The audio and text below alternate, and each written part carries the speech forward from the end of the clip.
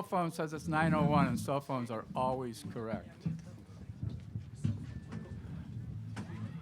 Normally I tell by the sun, but I have to use my phone today, so.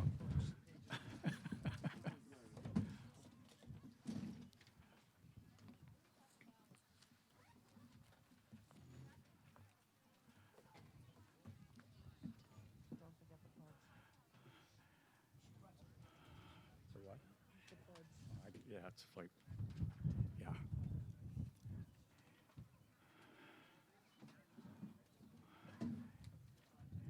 If as many people as possible could move up, if you can, it's a lot better for for you to be able to hear, and us to be able to hear you. Think of it as like church, where everybody has to move forward, but everybody wants to sit in the back. So, welcome to the. We'll officially open the 2021 annual town meeting, May 22nd, 2021, the town of Yarmouth. I'd like to start with just a few really brief preliminaries before we get into the motions. Just a couple things. Again, if you move up if you can and take your seats. For those of you who are not familiar with the protocols of town meeting and commentary and questions, I guess my philosophy is two things. I do have a little philosophy as the town moderator, is what I call the 2 C's, which is democracy and efficiency. And so we'll try to use common sense to limit discussion, but at the same time, we don't want to short-circuit discussion. So the rule of thumb is 2 to 3 minutes if you have a comment or questions. Try to keep it pertinent to something that hasn't necessarily been said before. And for those making a presentation, 10 minutes. We also should note that it's very important today to have your warrant book in front of you because we have, as you can tell, due to the sun glare, we have no overhead screen. I will be extra deliberate in following the warrant book to make sure that we are all on the same page. That can be difficult sometimes. Anybody who is, has the need to recommend an amendment to a petition, to a motion, must be in writing, and we will provide cards for you to put that in writing if you in fact do make an amendment. If you do approach the microphone, please identify yourself and the precinct you're from. When you vote on a motion, please not only raise your hand, but show your yellow card. Hopefully everybody got a yellow card. If you didn't get a yellow card, we'll give you a couple minutes to check back in and just get your yellow card. It's like in soccer, a yellow card or a red card. I don't know what they mean, but they mean something. A couple preliminaries here. I'd like to introduce since I can't really see that well peripherally here, I'll ask people to raise their hand or for you to just figure out who they are. But I want to introduce the group of people sitting at this windblown table. I'll start with the town clerk sitting to my right, Mary Maslowski. Town council, Jay Tallerman. Our new town administrator, Bob Rittenauer. And our perpetual town administrator, Bob Lawton. By the way, Bob is not only a legend, but I didn't realize until recently, there's a bus kiosk in front of the State Trooper Barracks on 28th that's named after Bob. So he will be autographing books there on June 4th, I think. In addition, we have the Board of Selectmen featuring Chairman Mark Forrest, Mike Stone, Tracy Post, Dan Horgan, Pete Smith, our newly elected selectman, couldn't make it today. Did I get everybody? Our Finance Committee, to my right, Brian Gardner, with his entire team of Robert Shavara, Sarah Coles, Stephanie Cox, Nathan Ladley, Jack Moylan, and George Perkins. Did I get everybody? Did I miss anybody? By the way, my name is Ken Muty. I'm the town moderator, and I should have introduced myself because this is only my second meeting, and nobody knows me, which is sometimes a good thing. And just finally, I guess in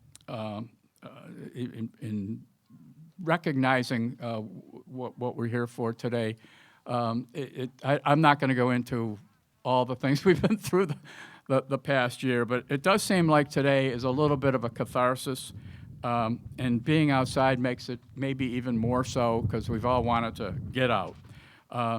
This community has been through a lot, and today we hopefully gather as friends and citizens to continue moving the town forward, which is what town meeting is really about, but it's a gathering. So thank you so much for your contribution today. It truly has meaning.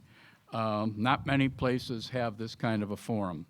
Finally, I'd like to thank, and I'm always reluctant with shout-outs, but I have to thank Pat Armstrong for her and her team for putting this meeting together today. It's not easy doing it either inside or particularly outside. About 5:30, 6 o'clock this morning, Pat was ready to, I don't want to say what she was ready to do when it was pouring rain, but we all looked for the sunny skies and we got them. And like I said, while I'm always reluctant, I just think it's important. I take this, I guess, from a personal standpoint with what we've been through in the past year. I know I always will miss somebody, so I'm not going to worry about that. I don't think it's a stretch to acknowledge Bruce Murphy for his leadership over the past year. I've marveled at what he's been able to do, and I'm sure he'll be very, very happy when whatever is normal becomes normal. And last but not least, for this, let's remember those whom we've lost. And now let's honor America by standing and reciting the Pledge of Allegiance.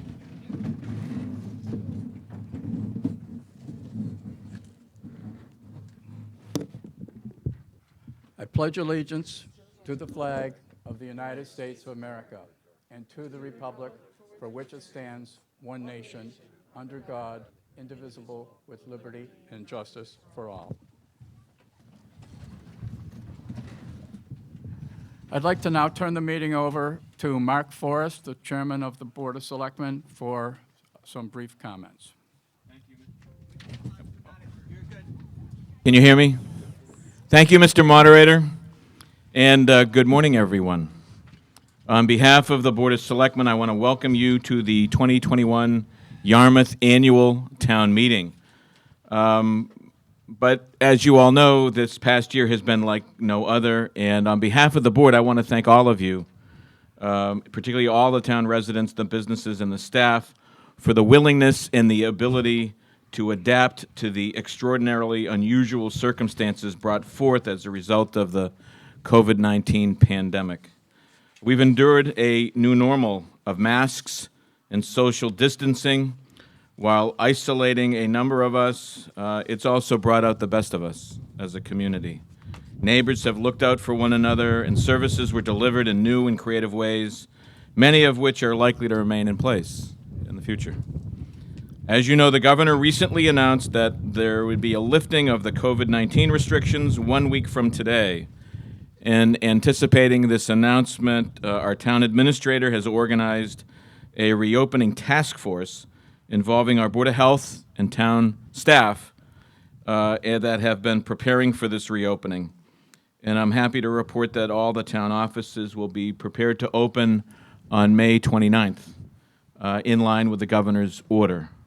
We will post information regarding the reopening on the town's website and other media outlets for additional details. And on the warrant today, let me just point out we have 27 articles for your consideration. Among these articles are proposals for balanced town and school budgets, as well as Community Preservation Act proposals that support affordable housing, historic preservation, open space, and recreation. And as you will hear in the presentations before you today, our staff and volunteers have put in a great deal of thoughtful consideration into these proposals that this town meeting will act on. So we appreciate very much the considerable efforts and time and energy that's been required to prepare the agenda for today, the warrant for today, and the work that will be required to implement the actions taken by you, our town meeting, on these warrant articles. Once again, thank you all for coming and participating in this annual, very unique annual town meeting for the town of Yarmouth. Thank you, Mr. Chairman. We'll begin with Article 1. Article 1 will be introduced by Chairman Mark Forrest. Mr. Moderator, I move Article 1 as printed in the warrant. Explanation? Did we get a second? Do we have a second? Okay. Mr. Moderator, the purpose of this article is to fund any budget shortages for the current year. The supplemental funding for construction and demolition materials is needed to cover a higher than expected volume of waste material received at the town disposal area. These so-called C&D expenses are covered by the revenues paid to dispose of the materials, and the supplemental funding for snow and ice is needed to cover the costs associated with several long-duration road treating events. Board of Selectmen recommendation? We recommend. Finance Committee? Finance Committee recommends. Okay. Any questions, comments? There are microphones up in the front. We have a motion that's been seconded. All in favor? Aye. The motion passes. Whoops. Article. Are there any? Yeah, all opposed? I'm sorry, yeah. Okay, I'll repeat again then. The motion passes. Thank you. Article 2, Chairman Forrest. Mr. Moderator? Yep. I'm required for town meeting here to read a lengthy motion for this article. The motion will include, for the record, the funding sources of the various line items that are identified in the article. So I'm going to, this is the kind of article where we'd actually have on the screen a projection with all of the information in it. So some folks, this is the time to take notes. Make sure your pens are working. So, Mr. Moderator, I move the various sums under the column headed FinCom FY 2022 be appropriate for their respective purposes and to fund such articles along with funding from taxation, local receipts, along with the following appropriations and transfers. So here we go. I transfer the sum of $15,000 from polling hours state reimbursement fund for MF-10 election expenses. Next, transfer the sum of $7,000 from Wetlands Protection Fund for CD-1 community development wages. The next one, transfer the sum of $7,500 from Waterways Improvement Funds for CS-3 natural resources wages. Transfer the sum of $75,000 from ferry tax for CS-3 natural resources wages. Raise the sum of $594,511 from recreation offset receipts for CS-9 and 10 Recreation Division offset wages and expenses account. Transfer the sum of $1.5 million from ambulance reserve for appropriation for PS6 fire department wages. And transfer the sum of $15,000 from the Gifford Cemetery Fund for PW-15 cemetery wages. Transfer the sum of $25,000 from Cemetery Perpetual Care Fund for PW-15 cemetery expenses. And transfer the sum of $10,000 from Cemetery Sale of Lots funds for PW-15 cemetery expenses. The total amount, $2,249,011. And the Board of Selectmen recommends. Finance Committee? Finance Committee recommends. We'll hold the vote for the entire budget. Do you want to continue on with the rest of Article 2?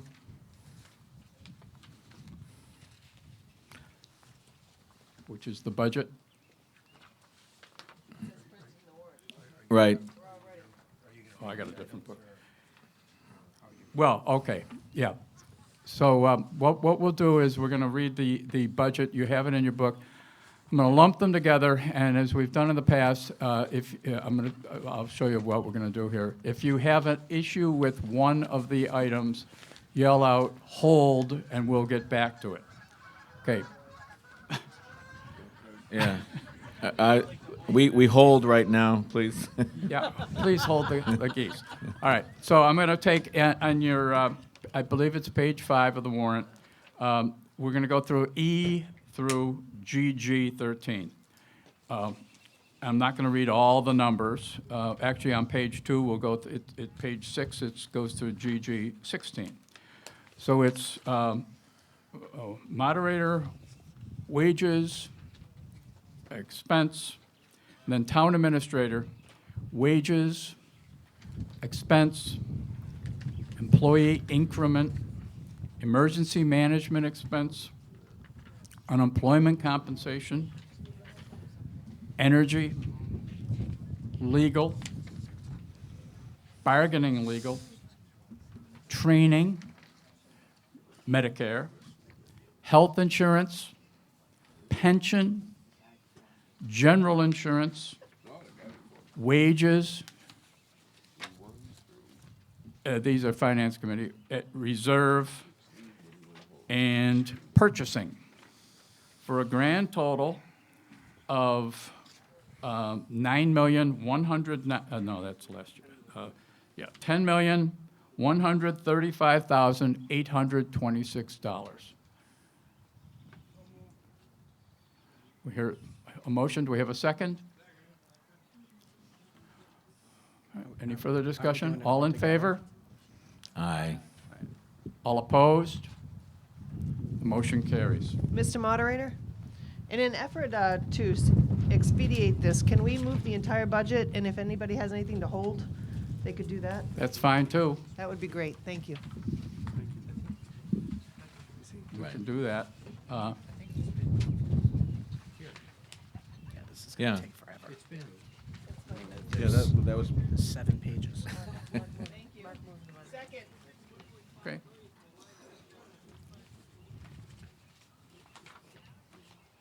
So we have a motion, and it's been seconded for the entire budget. Does anybody want to discuss? Okay, go ahead.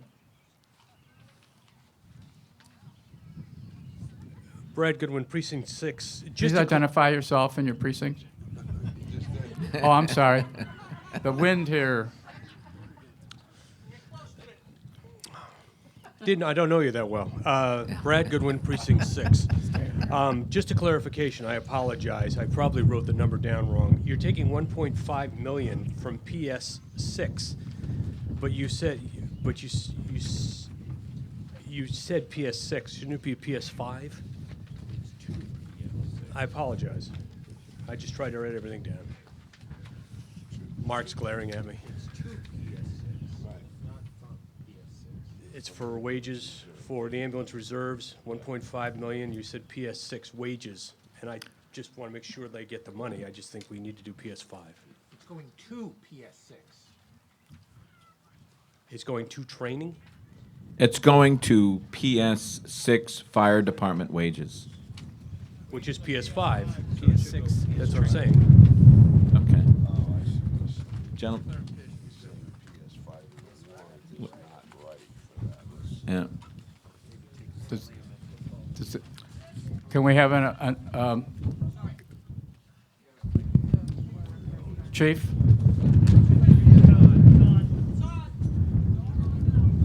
It should be PS5, Mr. Moderator. It should go to wages, not training. Okay, Thank you. thank you. Do we need an amendment to the? Say you take that as a friendly amendment. Okay, we'll take that as a friendly amendment. Thank you very much. Under Article 2 now. What? Okay, so I have a question or two on some of these individual items under the town administrator, for example. Please state your question. The unemployment compensation, why would it have gone up so much? I thought all town employees were being paid their wages, so what is this increase to $50,000, from $27,000 to $50,000? Can everyone hear the question?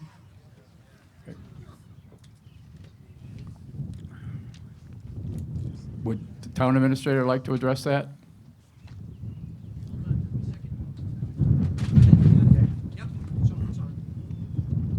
This has come up. That request is to track, it's not for insurance, these are actual anticipated costs for unemployment. And it is true that this is not a large number. For $50,000, that does not represent, massive unemployment claims. No, it doesn't, but it has almost doubled from the previous year. So I just wondered why that happened. And then I have a question with regard to the general insurance, why that has gone up by $100,000 or so. Good answer there.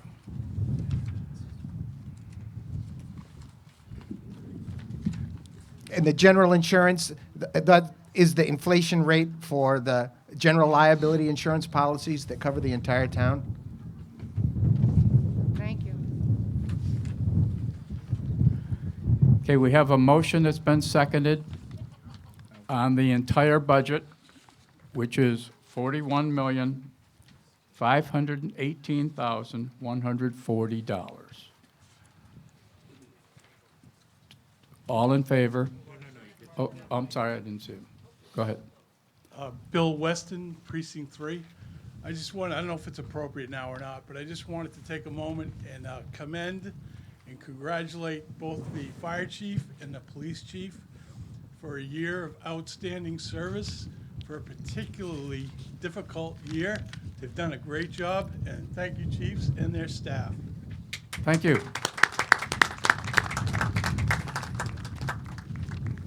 Do we have another question? Joe Goldstein, Precinct 5. So, we continue to have a large overtime expense on the police budget. We have moved from the general to specific items such as training and the PEAK, the protective anti-crime teams. But yet the total amount continues to be an extremely high in relationship to the total wages.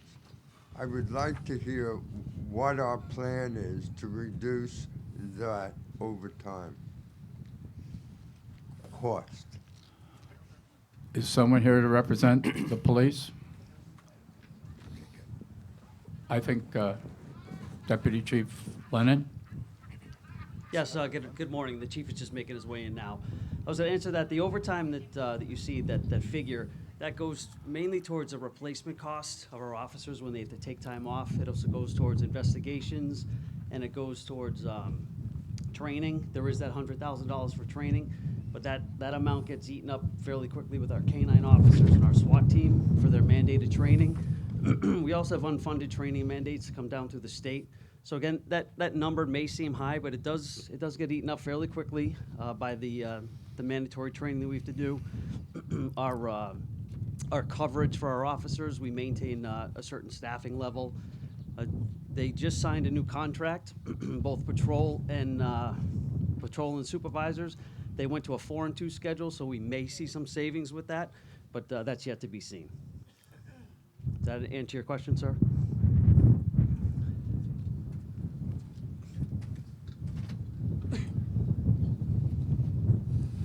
It was my understanding when I was active in the Finance Committee that the 4-2 schedule should in fact reduce overtime substantially, not maybe, but substantially. And why isn't it reflected in the budget? The 4-2 schedule for the supervisors went into effect in January. The 4-2 schedule for the patrol officers goes into effect next weekend. So it's not until we actually get those schedules in place and are able to work a shift or two, which is each shift is 90 days, to then see how it's going to work out. But there should be a savings because we're now going to have more officers scheduled to come to work based on the 5-3 schedule, now with the 4-2. So as we move forward, we may see some savings with that, but it's not a guarantee. Thank you, Chief Lennon. Any other questions? Okay, we have a motion seconded. Again, the total budget, take a vote, $41,518,140. All in favor? Any opposed? Recognize several opposed. The motion passes. Article 3. Mr. Moderator, I move Article 3 as printed in the warrant, and to fund such article with a transfer of $3,992,000 from the golf enterprise revenue, and to transfer $200,000 from golf retained earnings. Do we have? And the selectmen recommend. Do we have a second? Okay. Finance Committee? Finance Committee recommends. Do we have any questions or comments? We have a motion that's been seconded. I'm sorry, go ahead. Tighten anymore either. Jerry Niedermeyer from Precinct 7. I just had one question on the numbers. That the retained earnings through November 17, 2020. What I assume is that another name for profit? Response? Profit is not entirely accurate, but those are the results of the operation, the funds that are left over and unrestricted. Okay, and what period of time does that cover? Is that fiscal year or over a period of number of years? Fiscal year. Fiscal year. And what is the fiscal year? June to June, is it? It would be July 1 through June 30 of the previous fiscal year. So this is from July till November, the retained earnings? This is just from that account. Okay. Well, and I just have one final comment. And it was maybe a little more than 2 years ago, there was a proposal to bring in an independent lessee of the golf course operations, and I know it was the wisdom of the Board of Selectmen decided not to do that. I think that was a great decision. I'd just like to commend Scott, the superintendent of the golf courses, and all his employees, who I think have done a great job since that time to improve the operation of the golf course and contribute to the number that we have now on retained earnings, and I think they should be congratulated and commended for their operation. Thank you. Thank you. Very good. Any other questions, comments? We have a motion, I would say on the floor, but the motion is on the grass, to approve a budget of $4,192,000. All in favor? Any opposed? Recognize a couple in opposition. The motion passes. Article 4, Chairman Forrest. Mr. Moderator, I move Article 4 as printed in the warrant and to fund such article with a transfer from the Water Division revenues in the sum of $4,662,389. Seconded, Board of Selectmen, The board recommends. Finance Committee.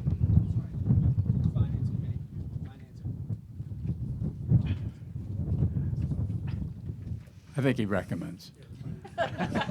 We recommend. Questions, comments? Bill Morris, Precinct 1.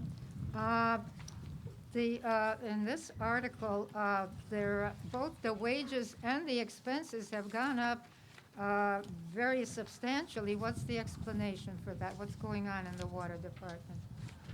Is Mr. Colby here? Would Jeff like to respond? Or, I'd just like to take. okay. Anyone else?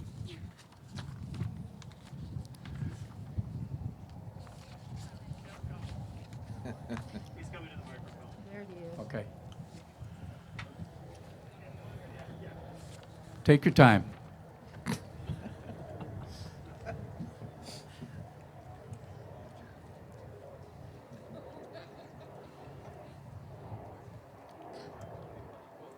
Is this on?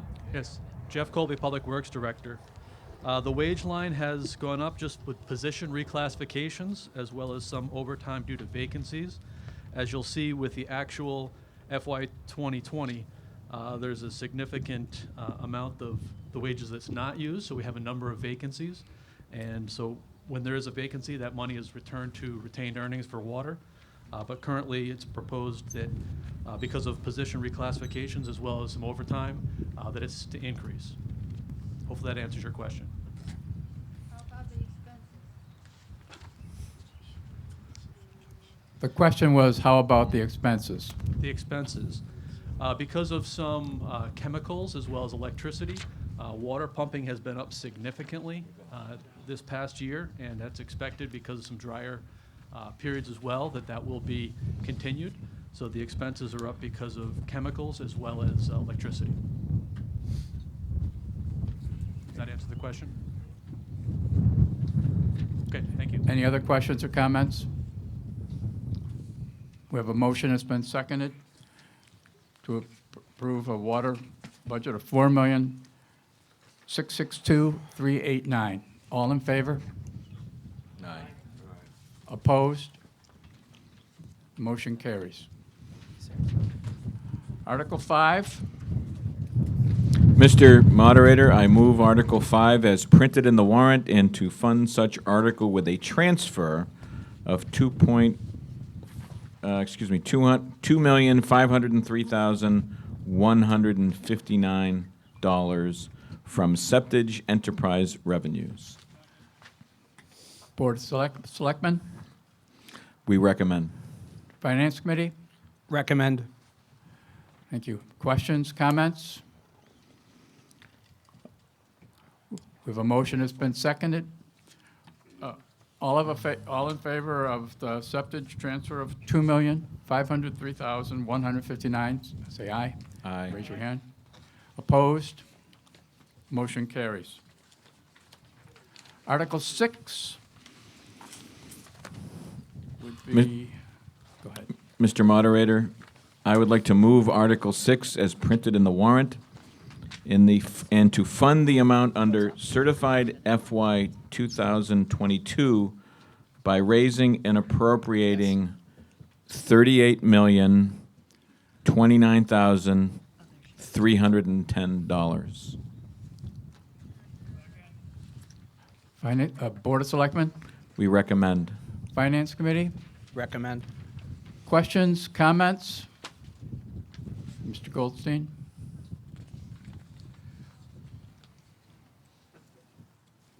This is really just a procedural question. On the ballot on the 18th was an override to fund this budget. I'm a little confused as to how you can vote for an override when you haven't even passed the budget. So can somebody please explain that to me?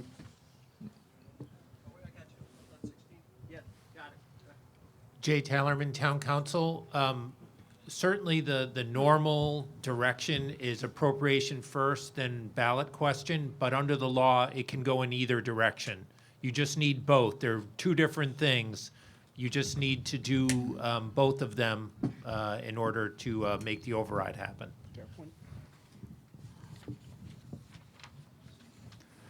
Any other questions, comments? We have a motion that's been seconded.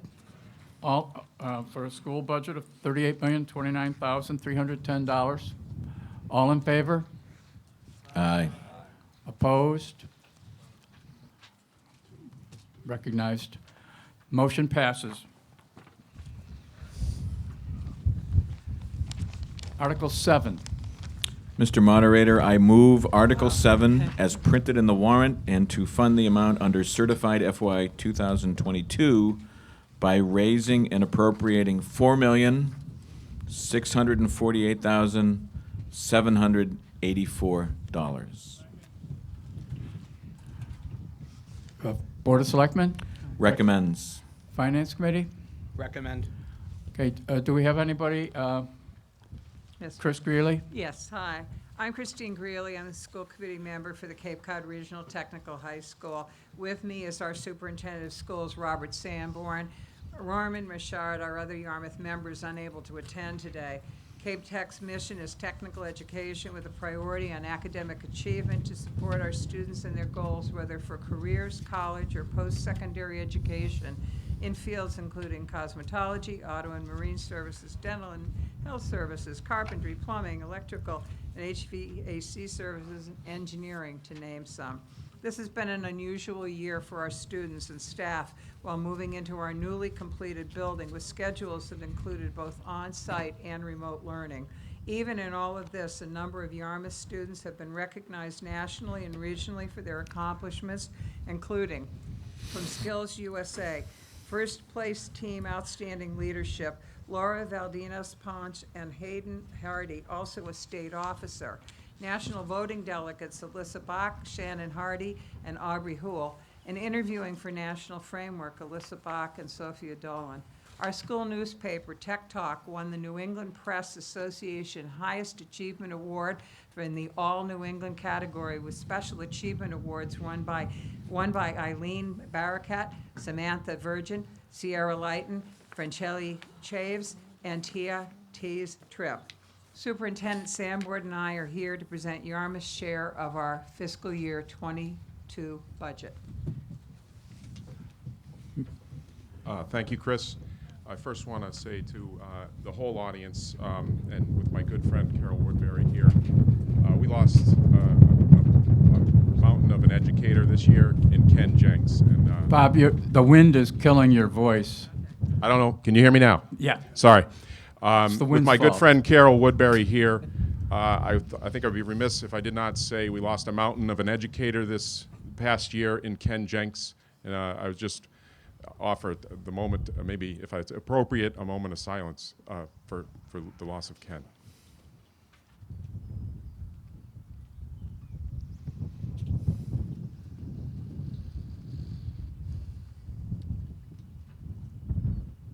Thank you. I'm sorry. First, I want to thank past and present selectmen, past and present finance committees for your unwavering support of vocational education. I want to thank Norm and Chris, who serve on our school committee. I want to thank Eric Tolley and Nathan Ladley, who serve on our school building committee. And just thought that was appropriate to say at this time. Yarmouth's share of the FY22 operating budget is $3,059,908, which we reduced by $100,000 from some federal funds we received in recognition of the considerable increase due to enrollment. Last year's FY21 operating budget assessment was $2,697,811. This budget increase is based on an enrollment increase of 139 to 157 students from Yarmouth. It also includes the annual debt service for our newly completed school building. Not totally completed, there is a punch list. I do invite all the town's people after school right now. If you want to see the place, we want it to be a community resource, and as we get out of this pandemic, it will be. This debt is apportioned by enrollment, and the debt service is $1,588,876, which is an increase of $196,480 this year. Thank you so much. Thank you, Mr. Sanborn. Thank you, Mrs. Greeley.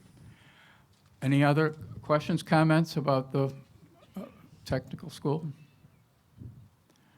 Okay, we have a motion. It's been seconded. All in favor? Aye. Any opposed? Motion carries. Thank you. Article 8. I'm sorry. Article 8. Mr. Chairman Moderator, Forrest. I'd like to move Article 8 as printed in the warrant and to fund such article transfer of $500,000 from the Fire Department Ambulance Revenue Fund and to transfer $489,000 from overlay reserves. Board of Selectmen, Recommends. Finance Committee, Recommend. questions, comments? We have a motion that's been seconded. All in favor? Aye. Opposed? Motion carries. Does that end Article 8? Okay. Yes.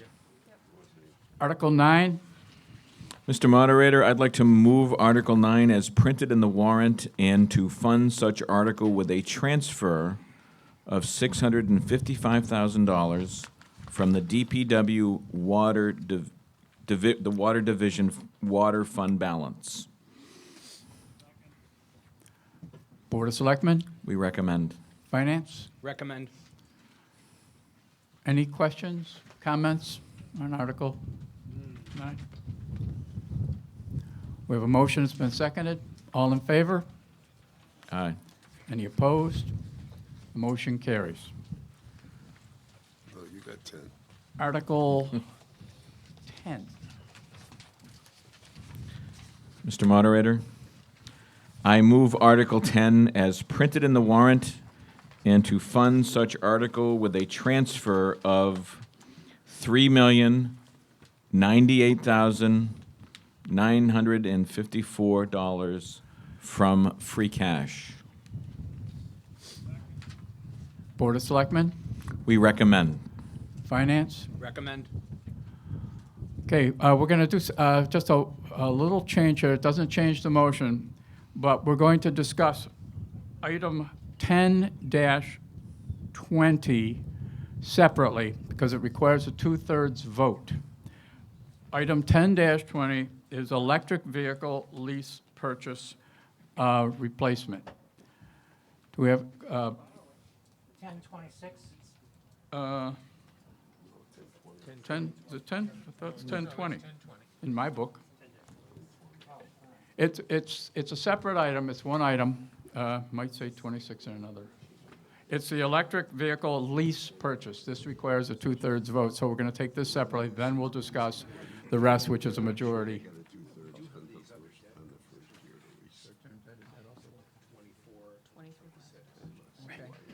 Uh, 24 and 26, we'll take all three of them. Electric vehicle purchase, because they, short-term debt of $53,000 for the DPW, and 26, which is police HVAC short-term debt, also $53,000. All three of them require a 2/3 vote. So if anybody has any question on any of them, identify those specifically, but we'll vote all three together. If there's no questions or question? Thought it was just one. I just have a comment. My name is Susan Starkey from Yarmouth. And on the electrical vehicle lease purchase, this is really important. Just another thing that we're doing for green communities in our wonderful town is to support transitioning to electric vehicles every time we get a chance to purchase a new town vehicle. So this is a really important small step. Thank you. Thank you for your comments. So we have a motion that's been seconded on these three items. All in favor? Opposed? Okay, that was 2/3. Thank you. Now, to the rest of the article, I guess you all have, I'm not going to read all of them. They require, the rest of them all require just a majority of vote. Does anybody have questions or comments? There's a lot of them on any of the particular items. Yes, sir.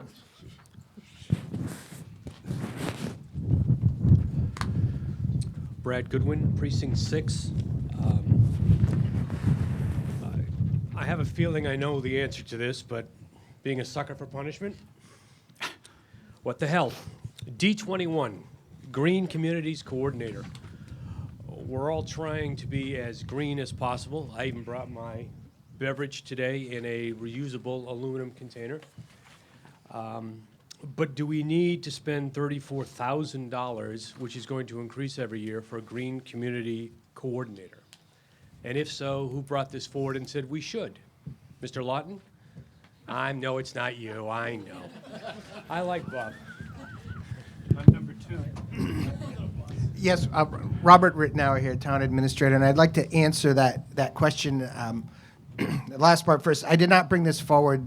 This was on the table when I arrived, and it was one of the first questions that I had as well. And we reviewed the green communities in detail, and it appears one of the good benefits under the green community status that we've attained is that there are annually several $100,000 worth of grants that are available to stimulate more energy conservation and also save the town direct money. And these funds were placed in the budget so that we can have the assistance that we need to ensure that we bring in several $100,000 worth of grants that are available only to green communities each year. And I don't foresee this increasing from year to year. I think a lot of what we need is to get over the hump with a full implementation of the Green Communities Act and have a little assistance and start bringing in this grant funding. And I'm hoping that next year you'll see this very substantially reduced and replaced with the grant funding. Okay, so if I had that on tape and I could play it back, and I work for a radio group, but I won't get into that. So if I had that on tape, we're hoping this will derive money to the town. And this time next year, I will not see this funding. It'll be in somewhere else, and it'll be under what?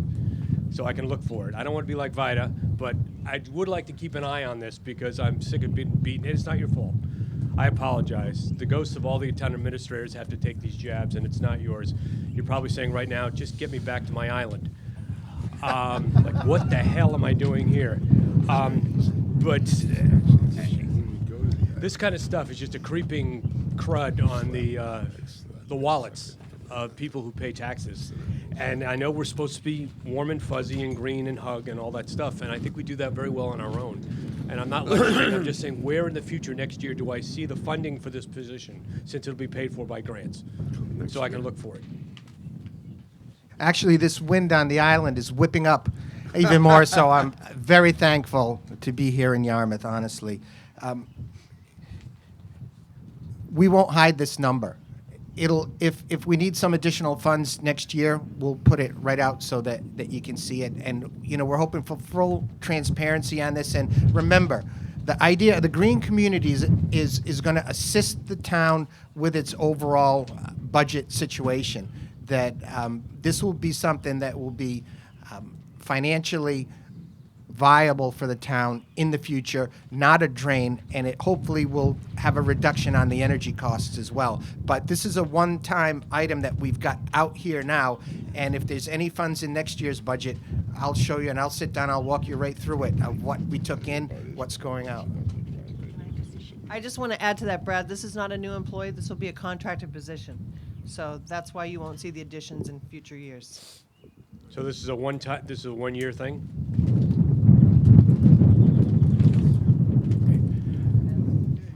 Thank you. Any more questions? Yes, ma'am.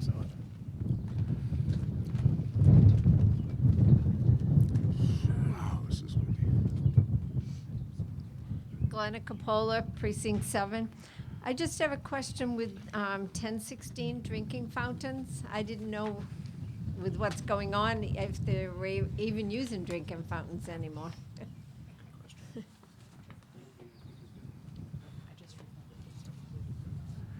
Mr. Colby? Yes, Jeff Colby, Public Works Director. Those are for water filling stations. There's a big push for reusable water bottles. A lot of our fountains that we have are for drinking, and the newer style includes a bottle filling station. And so those are to replace and retrofit them so that they're new bottle filling stations. Thank you. But it should say fountain filling. I think it should be a different wording on there.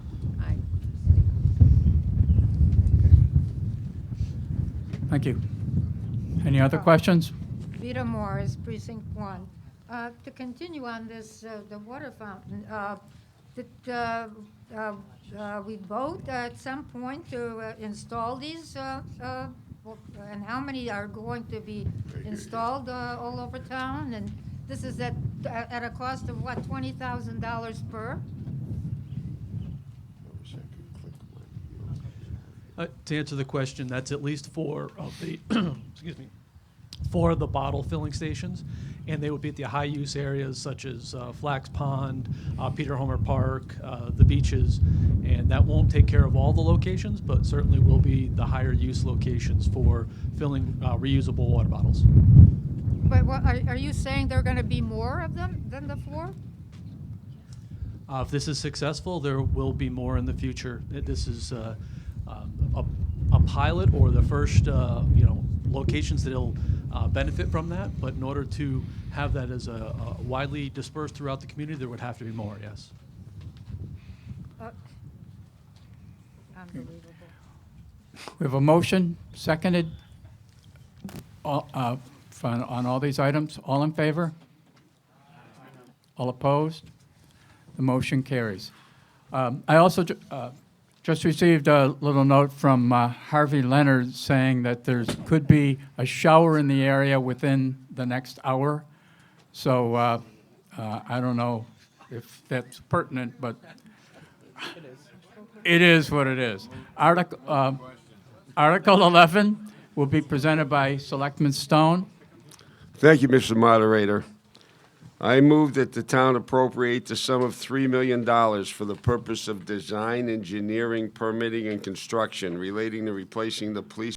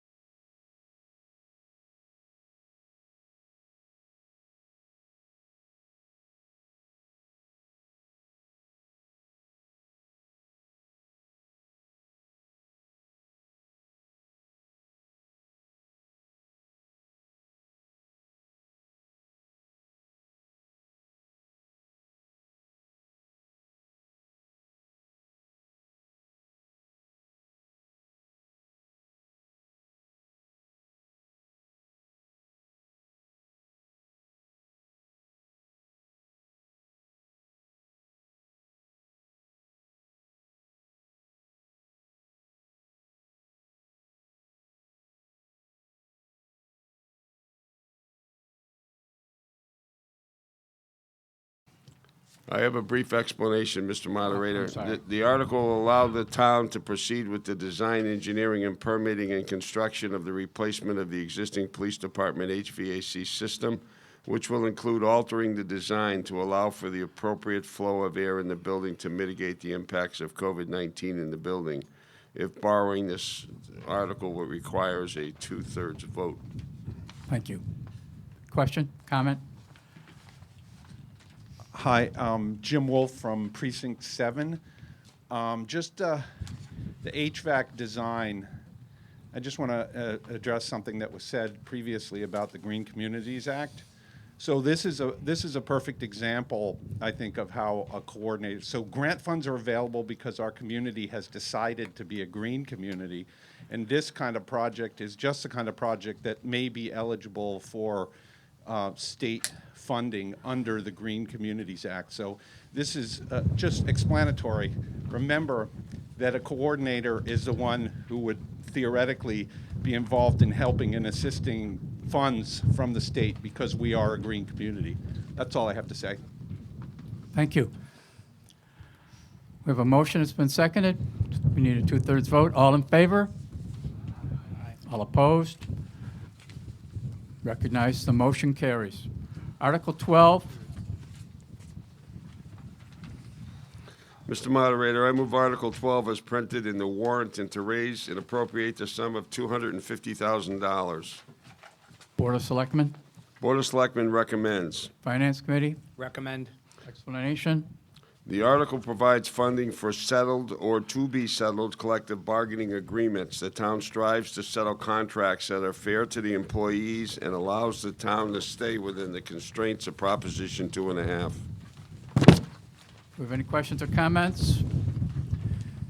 Seeing none, we'll take a vote. All in favor? All opposed? Motion carries. Article 13. Mr. Moderator, I move Article 13 as printed in the warrant. Board of Selectmen. Board of Selectmen recommends. Finance Committee. Recommend. Explanation. The Tourism Revenue Preservation Fund was established by special legislation in 2006 and is funded by rooms and meal tax receipts. Funding is overseen by the Community and Economic Development Committee and is used to stimulate the local tourism economy through physical improvements, marketing, and special events. Do we have any questions or comments? We have a question. Mr. Goldstein, I think. No, I'm sorry. I'm Tom Sullivan, Precinct 1.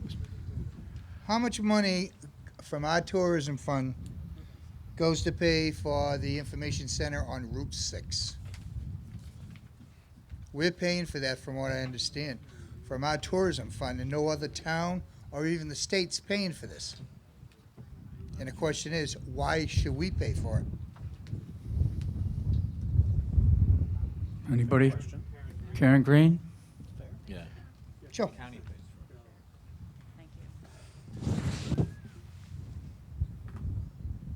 I'm Karen Green. I'm the Director of Community Development, and we, through the Tourism Revenue Preservation Fund, we have a contract with the Yarmouth Chamber of Commerce for marketing and of the entire community. As such, it's a smaller portion. The primary expenses that are covered through that contract are for direct placement of marketing efforts, the website, and promotions and things like that. There are small improvements that are made to that visitor center, which does draw visitors to the town of Yarmouth, and by having our Chamber of Commerce there, it's a good leveraging point.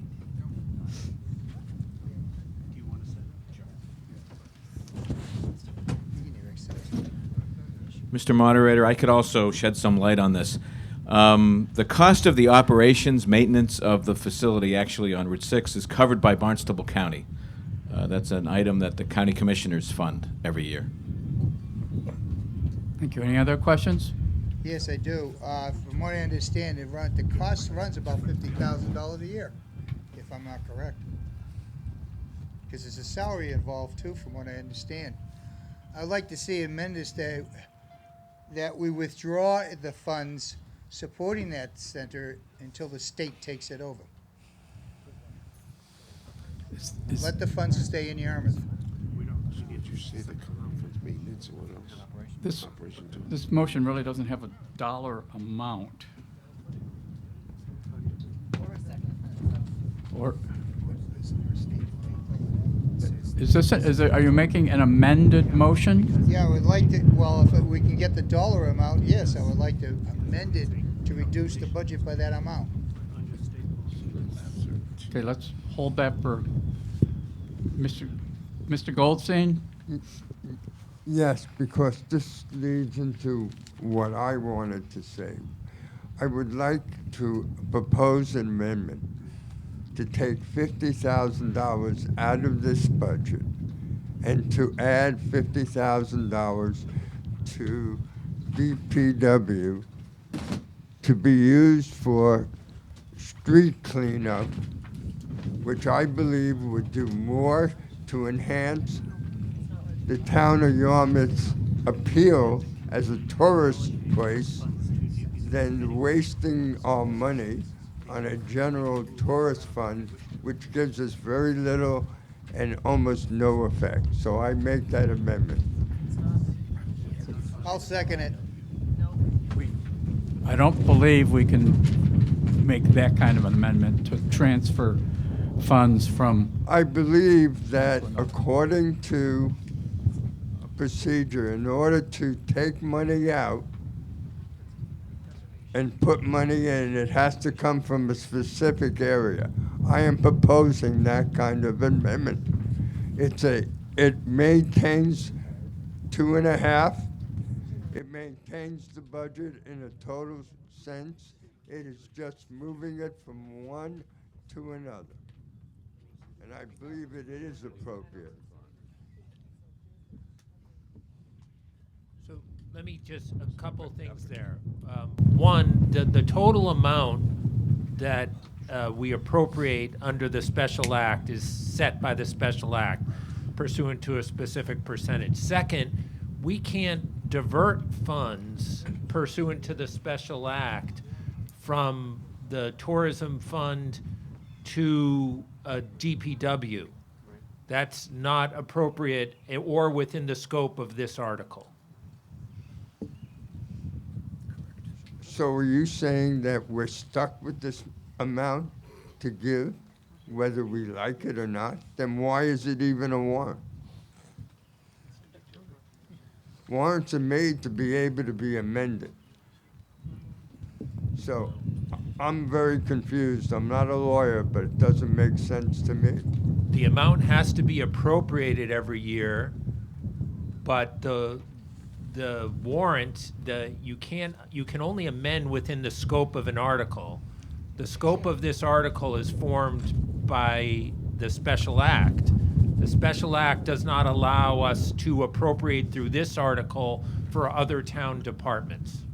Fine, so then I'll offer an amendment to reduce the amount of $46,295 by $50,000.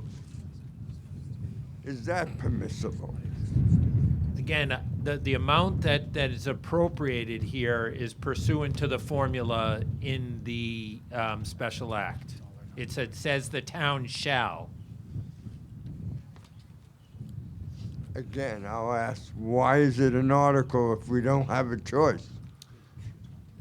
You can vote it up or down, but the special act requires an appropriation.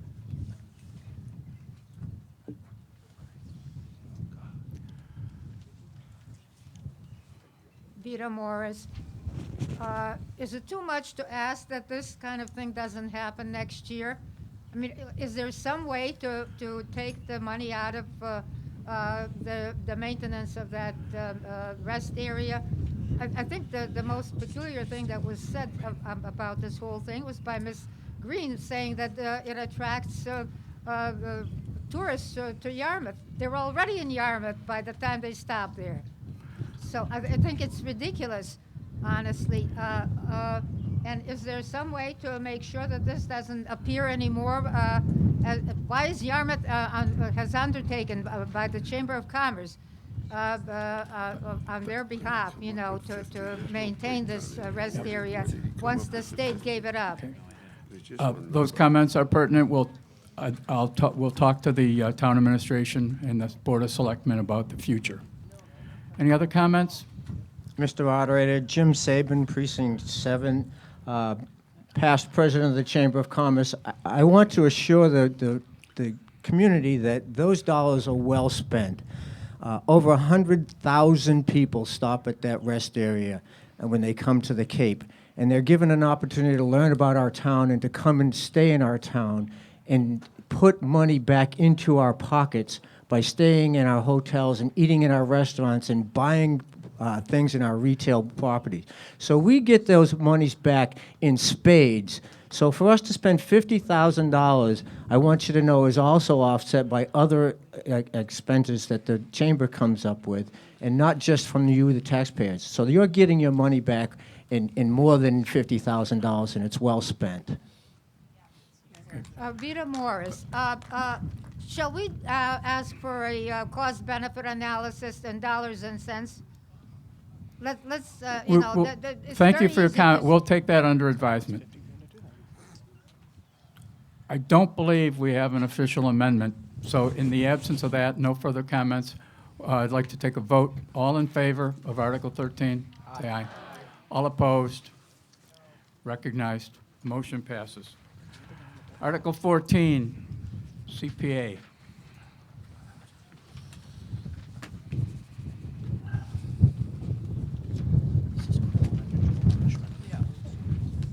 Good Motion to morning. be, good, Gary? My name is Gary Ellis. I am chairman of the Community Preservation Committee, and we are here today to present our recommendations to you. As you know, the community preservation funds held by law are spent only in 4 areas of affordable housing, historic preservation, recreation, and open space. CPA helps to strengthen our local community and improve our quality of life by expanding housing opportunities and by supporting the preservation of Yarmouth's historic and natural resources. A key element of the CPA is that you, the voter, ultimately decide which projects to fund. CPA funds leverage private funds as well as state and federal revenues, providing a great deal of return on our local investment. Today we are presenting 6 articles with 14 projects for your consideration. We would like to take this opportunity to thank you for your continued support of the Community Preservation Program to help improve our community for this generation and many generations in years to come. So, Mr. Moderator, I move Article 14 as printed in the warrant. Do we have a second? Board of Selectmen? Recommend. Finance Committee? Recommend. Okay, yes, an explanation. This article is a required housekeeping article that appears at every annual town meeting. As required under the Community Preservation Act, a minimum of 10% of CPA revenues must be set aside for each of the following purposes: community housing, historic preservation, open space, and additionally 5% of the total revenue is set aside for operating expenses. FY22 CPA revenues are estimated at $1.7 million and are based on an estimated property tax levy of $64 million. Figures include an estimated 20% match of $293,000, including supplemental match distributions made for communities that have adopted the 3% surcharge. We are fulfilling state law by appropriating the following amounts required into the required reserves. Housing Reserve $175,768. Open Space Reserve $175,768. And the Historic Preservation Reserve $175,768. And the operating expense $87,884. Thank you. Do we have any questions or comments on Article 14, the appropriations? Hearing none, all in favor? Aye. Opposed? Motion carries. Thank you. Motion on Article 15. Good morning, Mr. Moderator. I move that Article 15, as printed in the warrant, amending Item D, Cape and Islands Veteran Outreach Center, to be funded with $40,022 from the Housing Reserve and $47,378 from the undesignated reserve, for a total of $87,400. Board of Selectmen, Recommend. Finance Committee, Recommend. explanation. This article appropriates CPA funds for the affordable housing projects, with each item appropriated as a special project. Project A would appropriate CPA funds to the Yarmouth Municipal Affordable Housing Trust, created under Mass General Law, Chapter 44, Section 55C, to create, preserve, and support affordable housing at or below 80% of the area median income. The Affordable Housing Trust uses these funds to support various home ownership and rental housing efforts, including acquisition and rehabilitation, as well as supporting efforts of private developers of affordable housing. Project B would appropriate $375,000 in CPA funds for the Yarmouth Municipal Affordable Housing Trust to buy down single-family market-rate homes and resell them at an affordable rate to income-eligible applicants. Project C would provide Hands of Hope, a nonprofit organization with the resources to assist Yarmouth residents with up to $2,000 to pay overdue rent to prevent eviction or to pay first, last, and security when relocating within Yarmouth.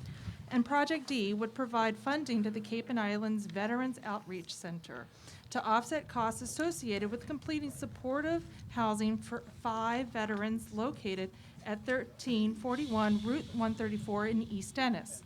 This home, with meeting space for on-site support and case management, would serve as a model for veterans housing in other locations. This project is widely supported across the Cape, with several towns moving forward with CPA fundings at their spring town meetings. Thank you. Any comment, questions on any of the 4 projects? Any or all? Mr. Sullivan? Hi, Tom Sullivan, Precinct 1. In the D section, the Cape and Islands Outreach Center, veteran. I'm a disabled veteran. I was involved years ago with the veterans organizations here in the Cape, and I was approached about having a house here in Yarmouth. Okay, and I fully supported that. But I can't support this one in Dennis. Why are we putting money in Dennis? We should put this money in a veterans fund for here in Yarmouth. I believe the planning, is that still in the planning? It is. It's still in the planning. So why don't we do that if we could take this money and put it into Yarmouth instead of dumping it all in Dennis? I just don't see we putting money, anything into Dennis, the way Dennis has been over the last few years. Let's keep it in Yarmouth. Thank you. Thank you. Who would like to respond to that?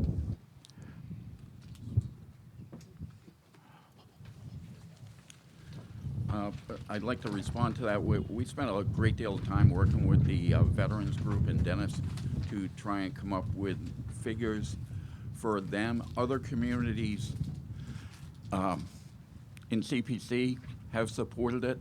We are in Yarmouth, as far as CPC, we're hoping to do more, I'm going to say, community projects across town borders. We've worked with Dennis before. They have just voted recently. They're going to put funding forward for our cultural center. Just because this housing project is in Dennis, I'd like to see more regional projects, and I'm hoping we can work with the veterans group and do some housing in Yarmouth. And at the same time, we would ask Dennis to help us.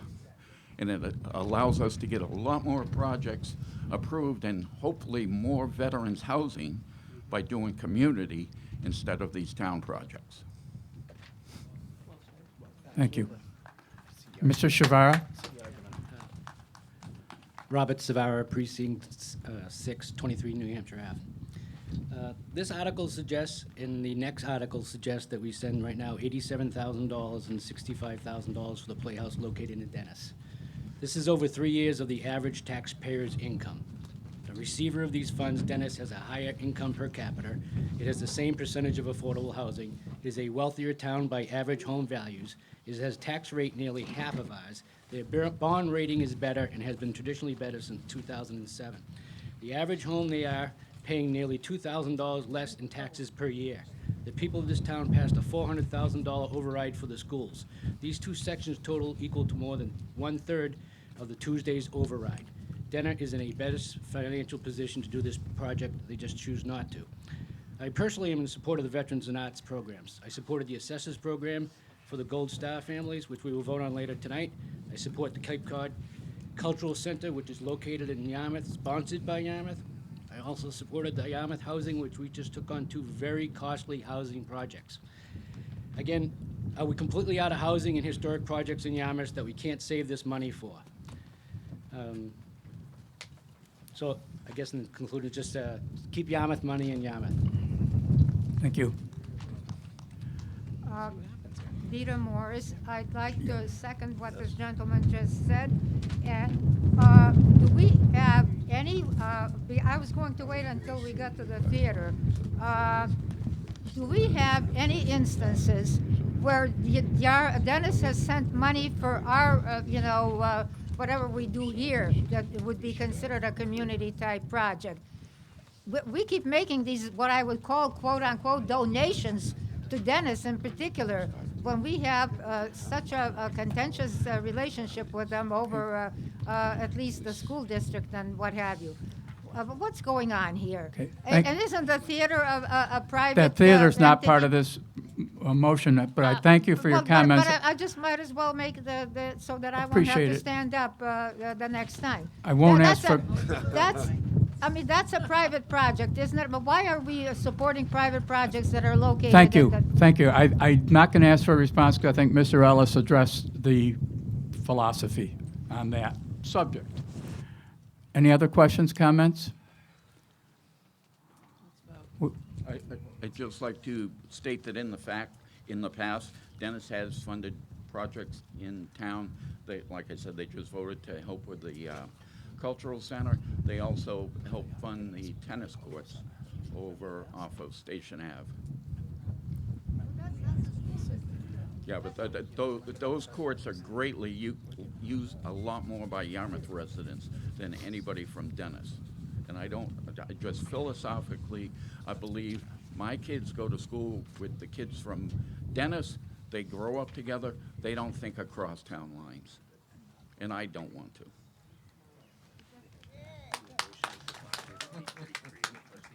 Okay, all right. Comment?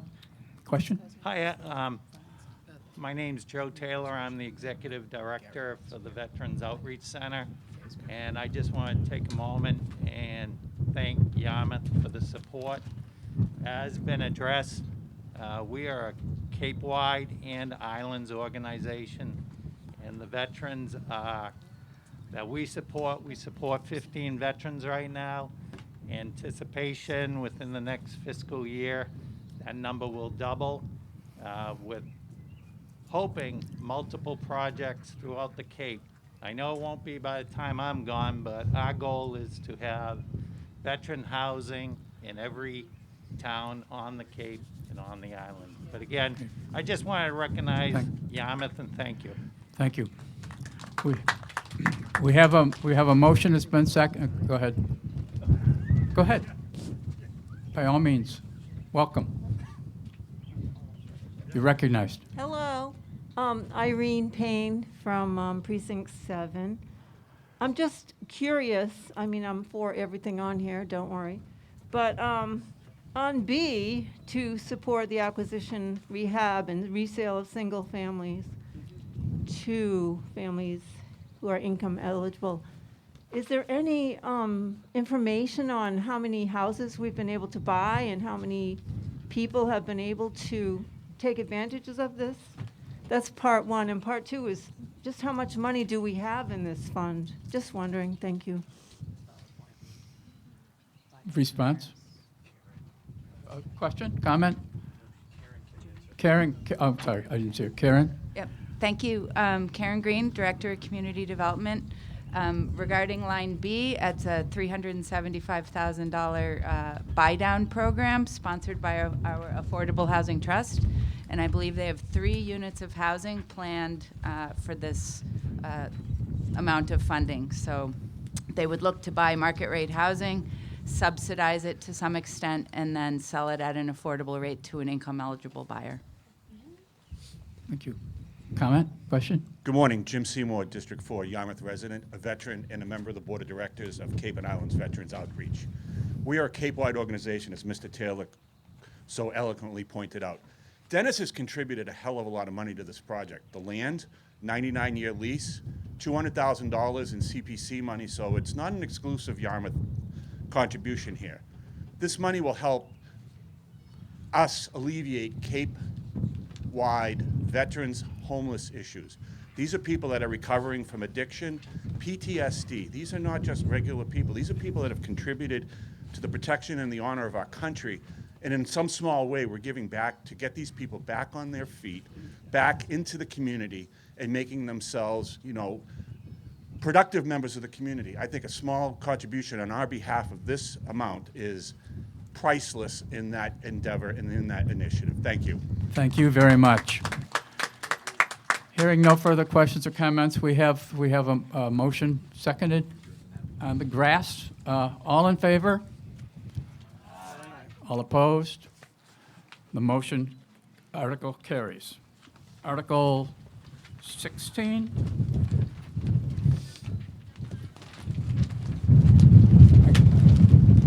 Whoa. I couldn't hear that.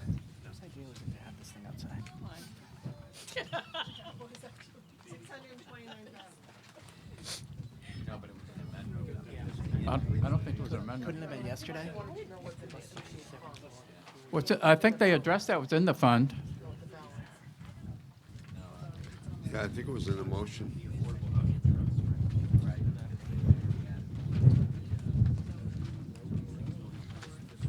I think didn't we add money to the 4th one, and did we get a total for the whole thing?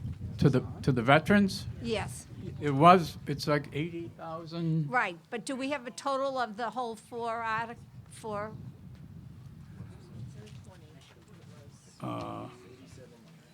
It would be 629,000 plus. Yeah. Karen, do we have a total number? Good. I just did the math. It's $676,400 would be the total sum of A, B, C, and D under housing. Okay, thank you.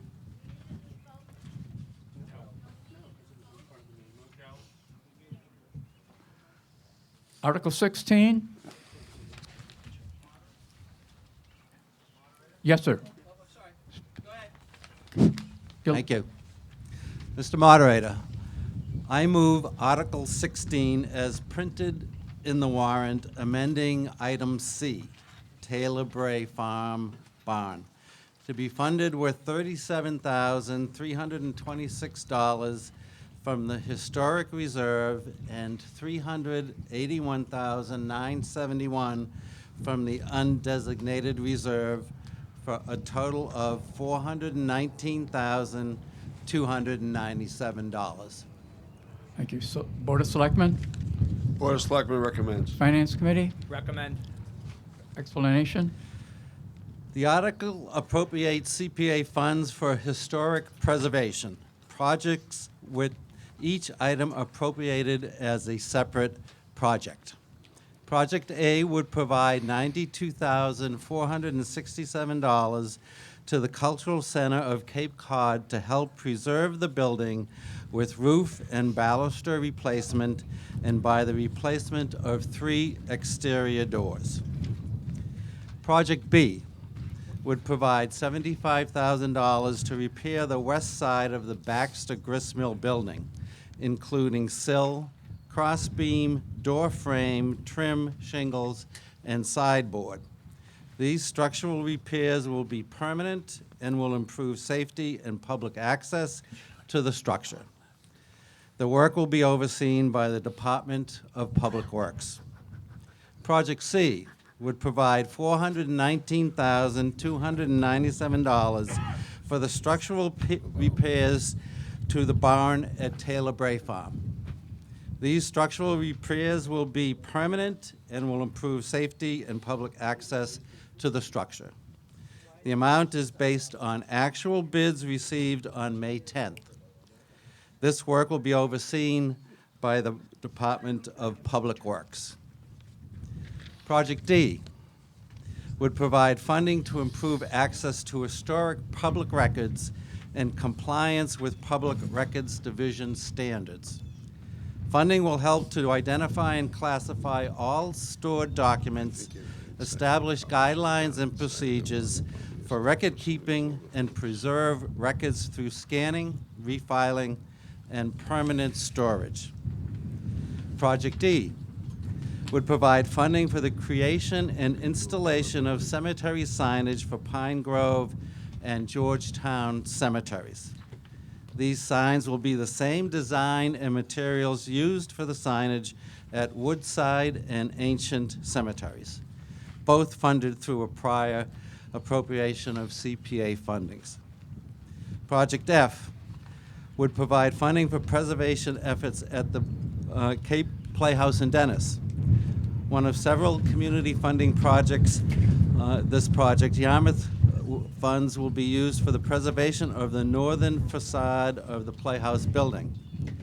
Work items will include reshingling and replacement of windows, trim, gutters, downspouts, and dry wells. Thank you very much. Thank you. Questions, comments? Hearing none, we'll take a vote. All in favor? All opposed? Motion carries. Article 17.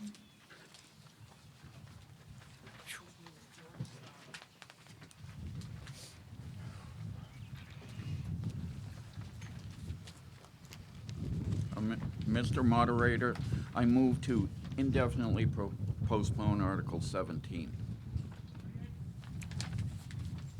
Do we need a recommendation from the Board of Selectmen or Board of Selectmen supports the motion to indefinitely postpone. Finance? Finance Committee defers to the Board of Selectmen. Do we need a vote to postpone? Yes. All in favor?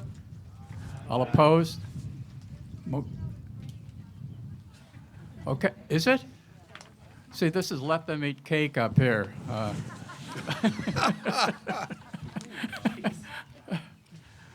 Yeah, do we have a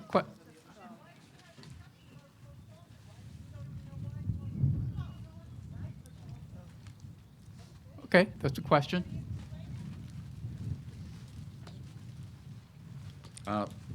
This article is being postponed as the seller has entered into an agreement with a private party. We do, however, remain interested in acquiring some or all of this parcel. Once the sale occurs, we will reach out to the new owner to gauge interest in selling at least some portion of the site or to move forward with negotiating a sale to be considered at fall town meeting. The acquisition is in keeping with the goals of the town open space and recreation plan, as well as the water master plan, which recommends the town consider acquisition of properties within 1,000 feet of existing wells. Approximately 2/3 of the area in this parcel is within 1,000 feet of pump station number 24. The town will continue to work to acquire properties that fit this criteria and to continue to seek funding through state and local sources. Does that answer the question? Okay. We obviously have first of all, I believe it was in the book I had, so I skipped it because I think you could read it, but thank you for the question. Article 17 has moved on. Article 18, we do have an issue in that we don't want people to sit out in the rain. Let's just go inside, for goodness sakes. That's not a motion. We can take a recess. I don't believe this is going to be a long-term rain event. You want to keep going? I'm all for it. Article 18. Mr. Moderator, I move Article 18 as printed in the warrant. Okay. Board of Selectmen, Board of Selectmen recommends. Finance, Recommend. explanation. This appropriation will provide extra funds. You guys can read in the warrant. Do we have any questions or comments? All in favor? All opposed? Motion carries. Article 19, CPA open space. I move Article 19 is printed in the warrant. Seconded. Board of Selectmen, Recommend. Finance, Recommend. explanation. Project A would provide $94,616 to the Friends of Bass River for an Upper Bass River watershed restoration project, which will ultimately seek to improve the water quality in Bass River by improving flushing. $250,000 in matching funds have been provided through a Southeast New England program. Watershed grant data collected will be used to help design culverts at North Dennis Road and Weir Road. Project B would provide funding to the Historical Society of Old Yarmouth for culvert reconstruction at their property in Yarmouthport. The reconstructed culvert will improve wetland function and provide safe access for the public and emergency vehicles to the Historic Society of Old Yarmouth building and grounds. Thank you. Questions, comments? We have a motion seconded. All in favor? Opposed? Motion carries. Thank you. Don't ever let anybody say there's a tougher town on the Cape than Yarmouth. They'd never stay outside in Cotuit. Okay, now I'm to it. I don't care. Article 20, Tom Brook easement. Mr. Moderator, I move Article 20 is printed in the warrant. Board of Selectmen, Recommend. Finance Committee. We defer to the Board of Selectmen. Okay, explanation. This article will authorize Eversource to install and maintain electrical service lines and related electrical equipment necessary to provide electrical service to the new DPW building that is currently under construction. The address of that new building will be 74 Town Brook Road. Do we have any questions or comments? This requires a two-thirds vote. All in favor? Aye. All opposed? Motion carries unanimously. Article 21. Mr. Moderator, I move to indefinitely postpone Article 21. Board of Selectmen, Board of Sel- Finance Committee. We defer to the Board of Selectmen. Explanation. The explanation is the Yarmouth Board of Selectmen. No mic. Yeah. 22. Can we just vote on the motion? This article defers the DHY agreement. Right. Tracy, it's right here. Yeah, no, I know, my mic's on. Oh, your microphone's on? Okay. Come The on. Yarmouth Board of Selectmen is recommending indefinite postponement of Article 21. Wastewater is a top priority for the Yarmouth Board of Selectmen, for the Wastewater Advisory Committee, and for the town. We are recommending that this article be postponed until fall of 2021 special town meeting.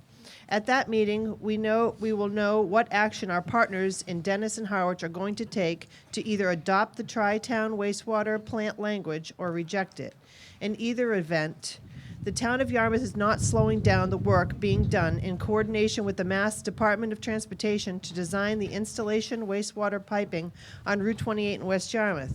Once we know the status of our partners' actions, and if they decide not to participate in a tri-town wastewater plan, the town of Yarmouth will be ready for the next step to design a Yarmouth-only plant or a two-town plant, depending upon the town meeting actions in Dennis and Harwich.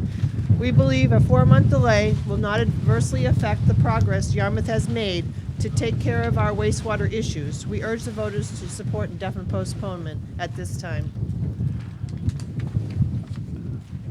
Are there any questions or comments? It's an extremely important article, even though it's being postponed. Mr. Nicanello. Tom, could you get a little closer? Hold on, it's supposed to be. Hold on. I don't want to eat the phone, Ken, but I do want to talk in front of it. Okay. Thank you all very much. Tom Dickinell, Precinct 3. Wastewater, as you know, has been around way too long, and my feeling is we need to move this along as quick as possible, and I think we should take the authority within our community and make our own plan. And if Dennis wants to join us, I think they should. Every year we wait, we cost ourselves $5 million in construction interests, and we pollute our wonderful estuaries and rivers and our drinking water on a day-to-day basis. As you know, there's a lot to do with wastewater, and it affects everybody. Every time you take a drink of water, that comes from somewhere, and it comes from our one source of aquifer, which is the only thing we have. And in order for our next generations to live here and have the advantages that we do, such a beautiful coastline, we've been waiting too long. Every time this article comes up, it seems to get deferred again. We have an extra mile on Route 28, 5 miles. There's 4 miles in Dennis. We have more population. We have more room for growth, but the plant's going to be in Dennis. We lose all control. We need to have our plant on Buck Island Road, and we need to have it yesterday. Thank you. Thank you, Tom. Mr. Goldstein? I want to commend the selectmen for postponing this. I think voting on it without knowing Dennis, who's already rejected the financing of this, is a very smart move. My only other suggestion would be we continue to not put the emphasis on trying to negotiate with Hyannis, who has a plant, who for a lot less money would be able to expand that plant using our money to expand it and make it part of the solution that could immediately take care of a great deal of our problems. Thank you. Thank you. Yes, ma'am. Hi, Irene Payne from Precinct 7. This is talking about building a whole new wastewater plant, isn't that correct? Yeah, I just want to comment, we really need it. The one we have right now in Yarmouth is taking so much sewerage from down Cape because the Tri-Town has closed, and there's just a constant stream of septic trucks going in there every single day, and I just wonder, I know it is a separate entity, separate financing, supposedly supporting itself, because we're making a lot of money from all this crapola coming up from down Cape. But I just kind of think it might be at absolute capacity. You can smell it like crazy when you come off the former exit 8. So I don't know if anybody's around who dares to say anything about the capacity that we're at already, but I'd like to hear about it. Okay, thank you very much. We need a vote on postponement. All in favor? Aye. Opposed? Recognized. The motion carries to postpone. By the way, I didn't mean to slight Katuitt before. Frankly, Osterville would have built a dome. So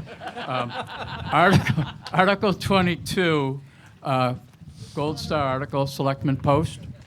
Mr. Moderator, I move Article 22 is printed in the warrant. Board of Selectmen. Board of Selectmen recommends. Finance. Finance Committee does not recommend.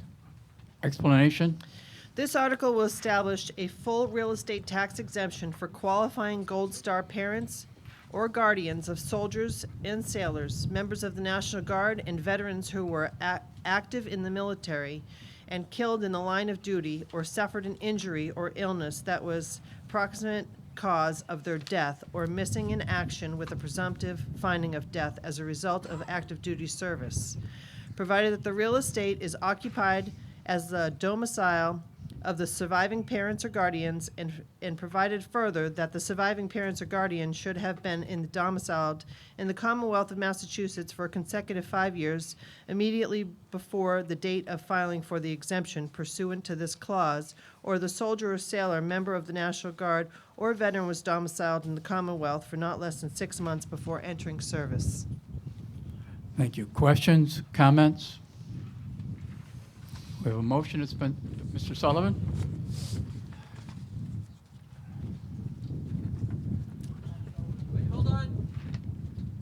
Did I hear the Finance Committee recommends against this? That is correct. You're We were recommending looking- against an article. We were whose looking families- for means testing. Excuse me? We were looking for the option to have means testing added to this article. Yeah. You're recommending against an article that will help the families who, sons and daughters have paid the ultimate sacrifice. Nothing else we can ask for them to do. I'm retired from the military. I did 30 years in it. I've been in 2 wars. Okay? I'm lucky to be here. I'm very fortunate. But to not help those families out is ridiculous. I think that we should pass this without debate. Thank you. We have a motion, seconded. All in favor? Aye. Any opposed? Several, okay. Recognized. The motion is a majority, passes. Article 23, petition article. Who's going to make the motion on behalf of the town? Please identify yourself and your precinct. Is this on? Okay, thank you. Barbara Hill, Precinct 6. I move the town adopt Article 23 as printed in the warrant. Should I read the warrant? Not yet. Board of Selectmen, Board of Selectmen does not recommend. Finance Committee, Finance Committee does not recommend. explanation? Should I read the warrant? No. No. Just Just the explain explanation? what the motion is all about. Single-use plastic bottles impact environmental health and the health and longevity of other species who may ingest plastic as food. Ultimately, plastic re-enters the human food chain where the adverse consequences are both known and emerging. Plastics pollute and impact our environment across their life cycle from production to use to disposal. The holistic cost of single-use plastic far exceeds its consumption value. Over 1,500 single-use plastic bottles are used and discarded in the U.S. per second. Elimination of the use of single-use plastic water bottles will have a significant impact on future plastic-based pollution, including the nation's greenhouse gas footprint, and is consistent with protection of the natural environment in Yarmouth, Barnstable County, our nation, and our earth, which we have a common responsibility to protect and steward. Thank you. Questions, comments? I'd like to introduce Madhavi Vinkasan, will speak as an expert on the article. Okay. Someone made a point of order? She doesn't live in town. She has to be asked. She doesn't live in town. Mr. Moderator, has this speaker been approved by you because she's not a Yes. resident? Yes, it's been approved. Because she's not a registered voter, and I would oppose her. as speaker. It's been approved, it's been referenced, that we can debate it at some point, but referenced by, approved through council, town administration, and I have approved it. Good morning, Yarmouth, and good morning, Mr. Moderator. Thank you so much for making this issue an important one enough to address and allowing me to speak. Plastic is a tremendous issue, and the issue that fundamentally we've all been duped into believing is that somehow the problems that humans create, humans can solve, even though there are so many countless examples that this is not true. There is a false perception that recycling works, but I want to point out 2 simple things. First, most plastic is a petroleum-based product, which means directly it is not something meant for human consumption. It actually affects our natural environment in a very negative way. There is an issue with regard to this prospect of maybe natural-based plastics, but they still have the same issue as those of petroleum.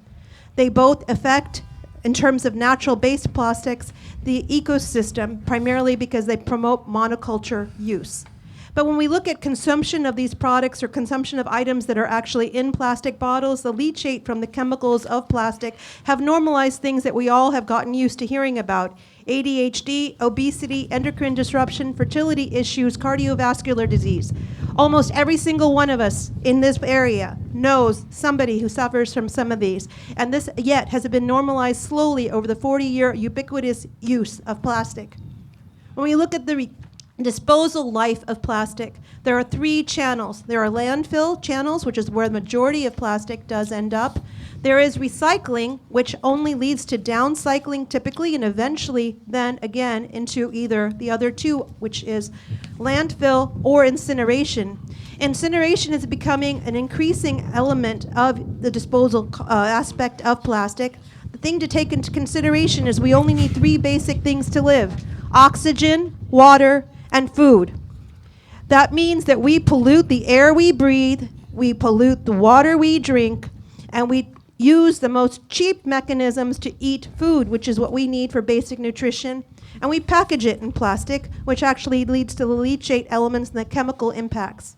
Sometimes there are comments related to revenue generation, but I would like to point out to you, given all the adverse consequences that I have stated that are only in place because of the revenue capabilities for certain industries and the cheapness of cost relative to their product to push consumption of typically unhealthy items to us, does it make sense that somebody should make an issue of giving up a $1 loss of revenue relative to the millions unaccounted for dollars in the present and in the future with regard to both human health, environmental well-being, and species, humans, and life yet to come?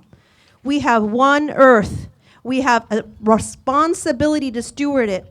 We have to start taking into consideration how our decisions, each and every single one of them, requires accountability from us. And I really ask all of you, this is not a one-item issue. This is an issue related to how your legacy, how your behavior is going to shape the future. This is an opportunity to take a positive step forward, a meaningful change. Provincetown, Wellfleet, Eastham, Orleans, Harwich, Brewster, Sandwich, and Falmouth, and now, a couple weeks ago, Dennis, have all passed this article. I really ask you as citizens, please unite with the rest of the Cape and pass this article. It is for the future. It is for our health. Thank you. Thank you very much. Any questions, comments? I'll start with you. Yes, sir. Bill Weston, Precinct 3. Mr. Moderator, I'd like to make a motion to table Article 23 or any similarly worded articles indefinitely.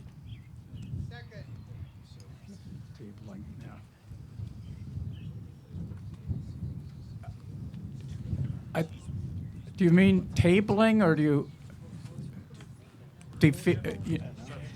substitute? I think table is a different animal. Indefinitely postpone. Is that correct? Yeah, okay, so are you making a motion to postpone? Indefinitely postpone Article 23 or any similarly worded article. Yeah, okay. I thought I heard a second. Okay.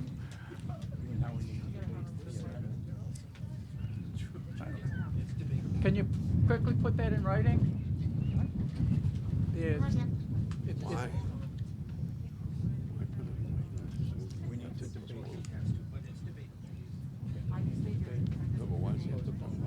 We need to vote on it. Yeah. That's all. The way it works is we'll discuss the issue. We would need a majority vote to postpone while the original motion is deferred while we discuss the postponement. So if there is a majority vote to postpone, we would then we would postpone the discussion.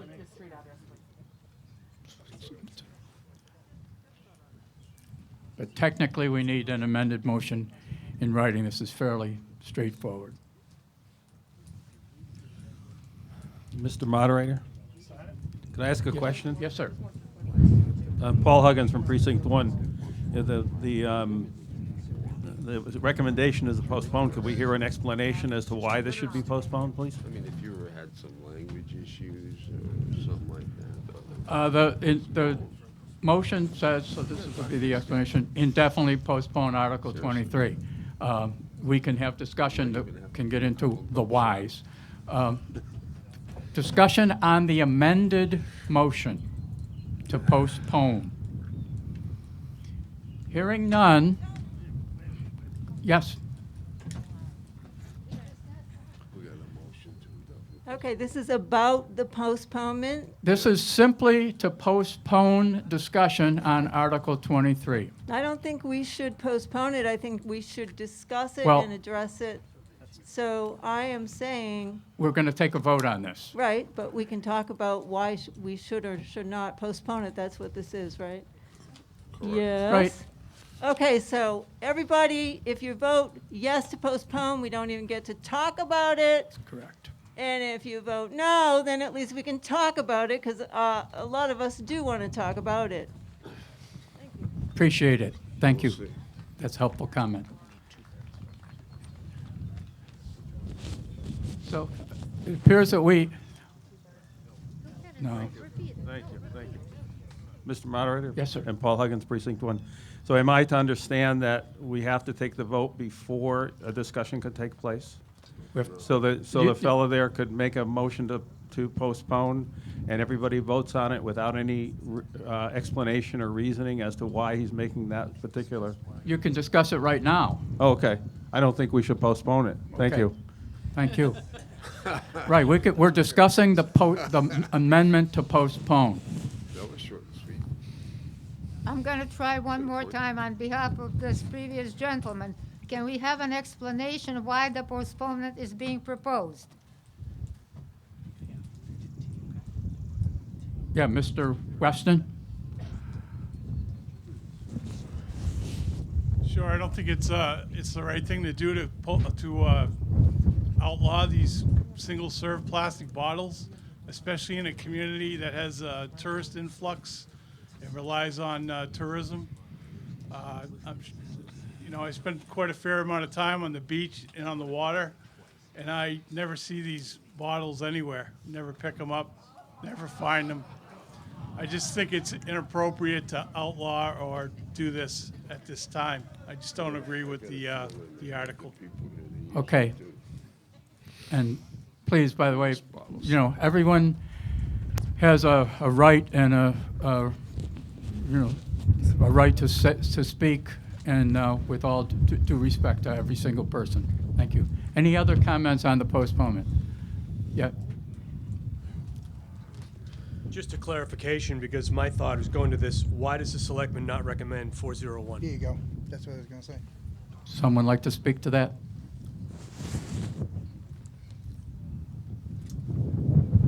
Anyone from the board? The question was, why does the sub-board not? Can you hear me? Yeah, we received recommendations from all our department heads and from the committee that oversees recycling and solid waste, and pretty much the consensus of the group was to not recommend this.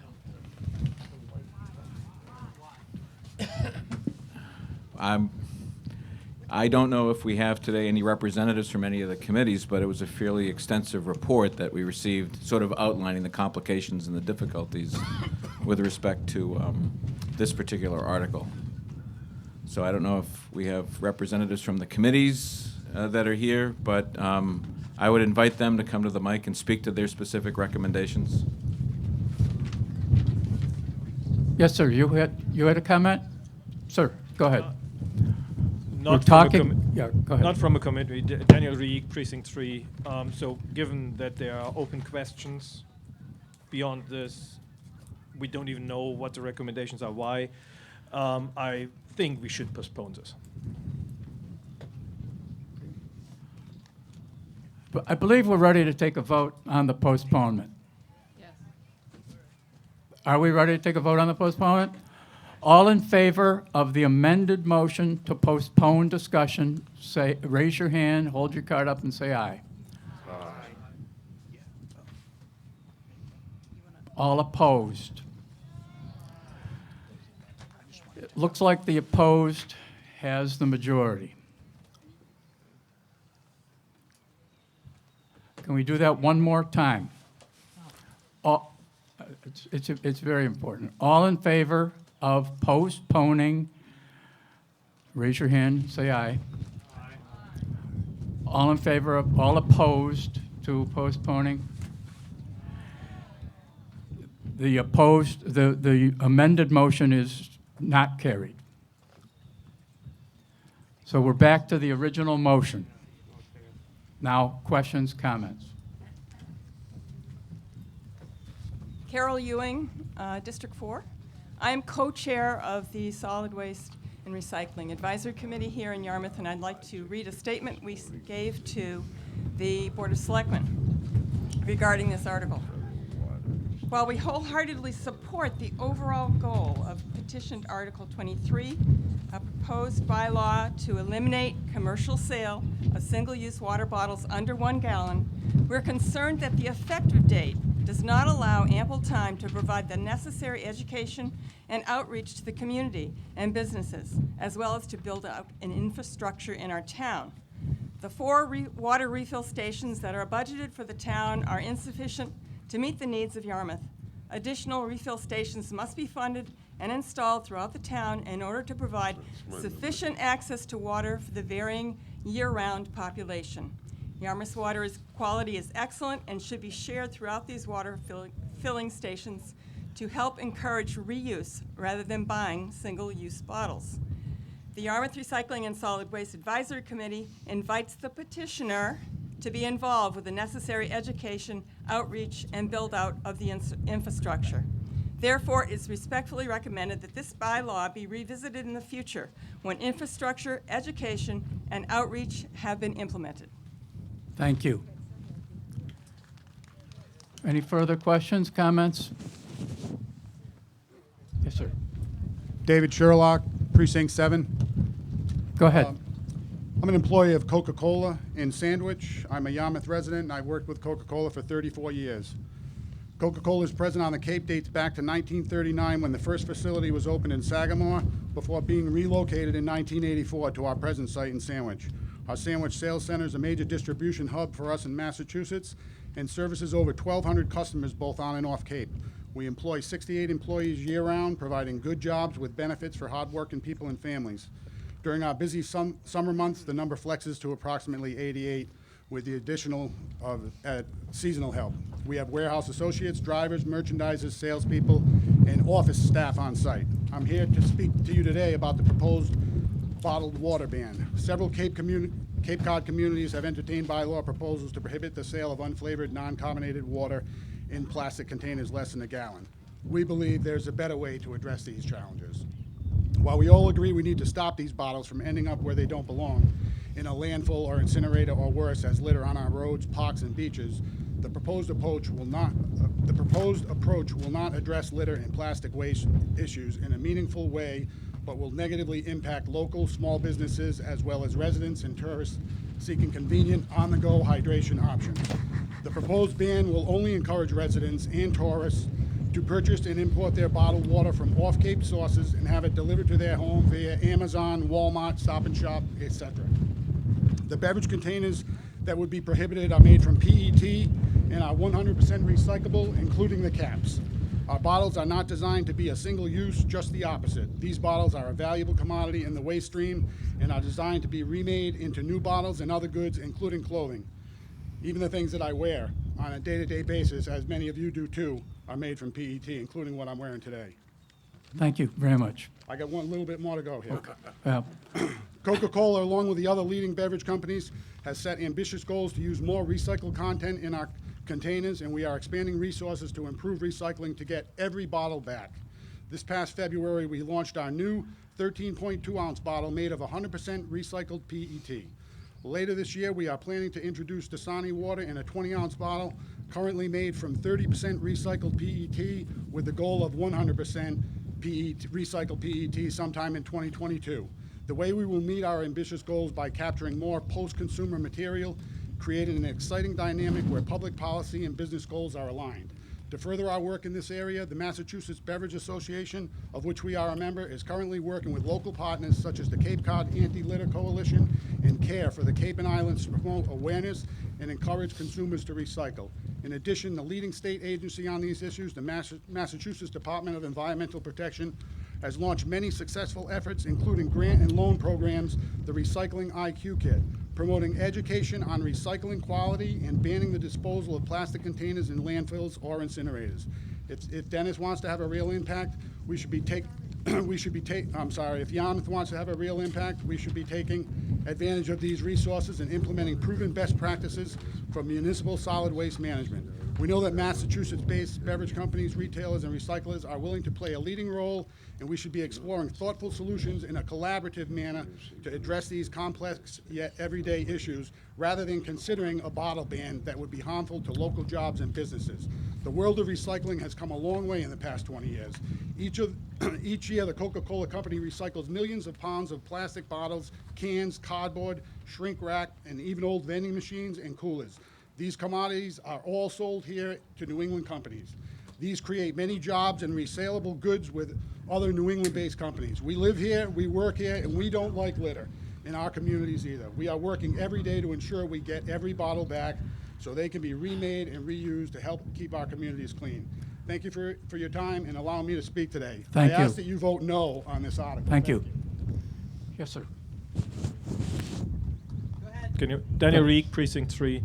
So I support the goal of not using one-use bottles and plastic bottles. However, I don't think it's appropriate to take government action to enforce it. There should be individual choice, and people should change their culture and not use these bottles voluntarily. Okay, thank you. And by the way, we generally the rule here is you get to speak one time on the subject. We can't have a back and forth among people that says the same thing. So go ahead. Hi, Irene Payne from Precinct 7. Unfortunately, the United States doesn't have a lot of plastic recycling plants, and we're spoiled brats that send all of our single-use bottles over to other countries, but they're sick and tired of taking our stuff. And as the good professor pointed out, there's many health problems with drinking out of these bottles. But, you know, we can still buy just about anything else in single-use bottles. Just to wipe out the single-use water bottles, we would cut down so much on things that when I bring them to the transfer station, the people there tell me that they are not recyclable. Maybe Coca-Cola is getting there, but there's many other companies that certainly the plastic is so shitty that when you squeeze the bottle, hold on to it, the water just comes right out of the top. It's not even a stable thing anymore. Pardon my swearing. Anyway, I mean, what's the big deal? We say to our tourists, don't litter, there'll be a fine. We say we must wear our masks or we can't go shopping. So why, before December 31, can't we tell people, buy a gallon of water and pour it into your own little bottle?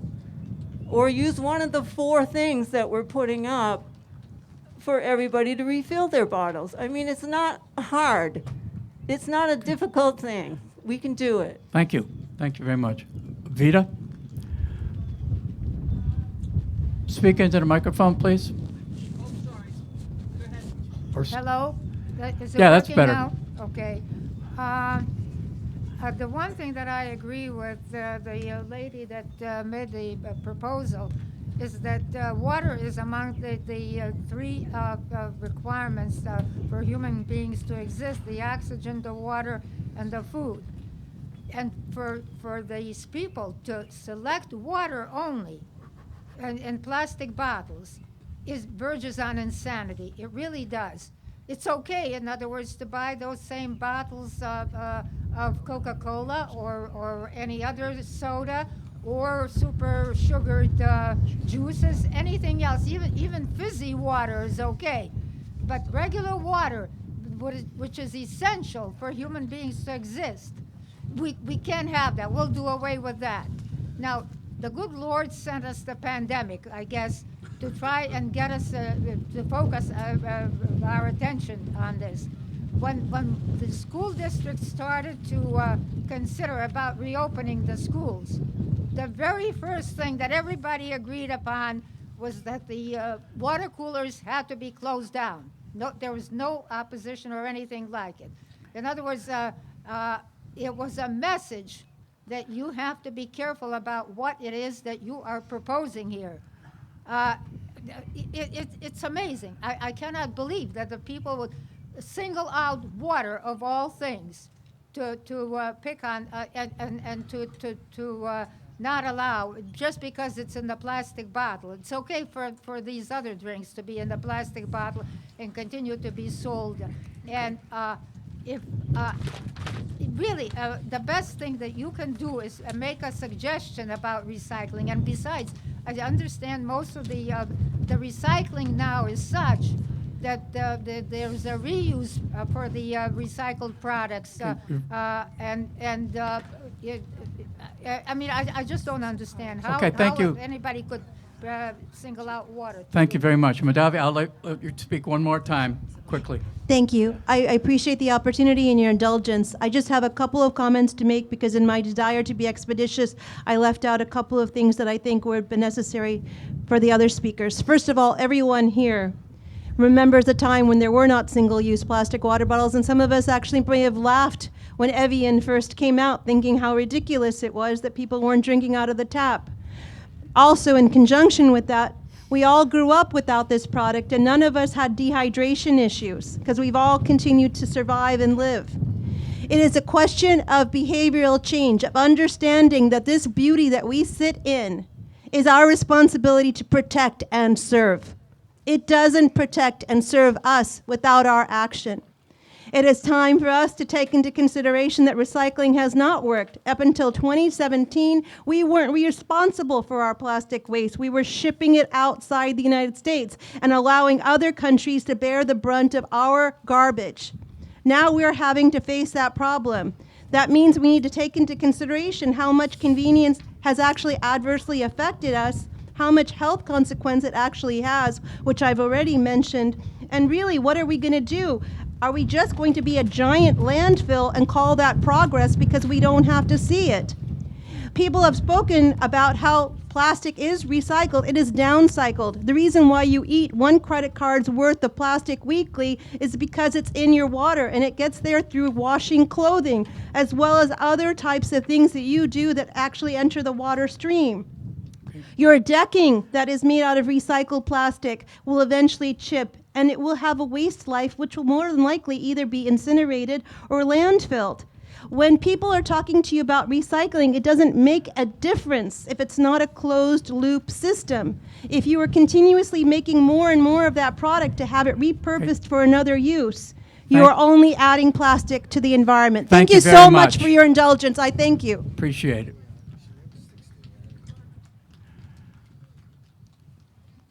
Go ahead. Virginia Lewis, Precinct 7. I've come to these meetings, and for the past few years, this issue has come up in various forms. And I guess I'm tired of what we call kicking the can down the road. We have a problem in our world, not only in our country and our town, with plastic. And because we're in a resort area, a lot of people go to the beaches, and a lot of people ride bicycles, and they all want to have water, which is understandable. But there are plenty of places to get water. I think we can't keep kicking the can down the road. We have to start somewhere. We can't ban all plastic right now. We've become so used to it. I can remember, I'm old enough to remember that soda bottles used to be glass. And we would take them to the bottling company, and they would wash them out and reuse them.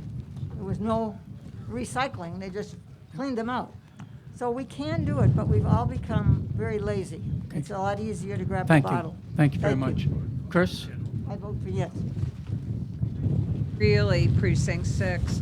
I am very troubled by some of this. One is the fact that we have so few people here today sitting in the midst of this wind and potential rain, making some decisions for this town and that will have long-term consequences for which we are not ready. I think the Board of Selectmen have made it very clear that in looking at the studies and the work that committees and other people who have really put their minds together and their thoughts together on this have indicated we are not yet ready to handle this.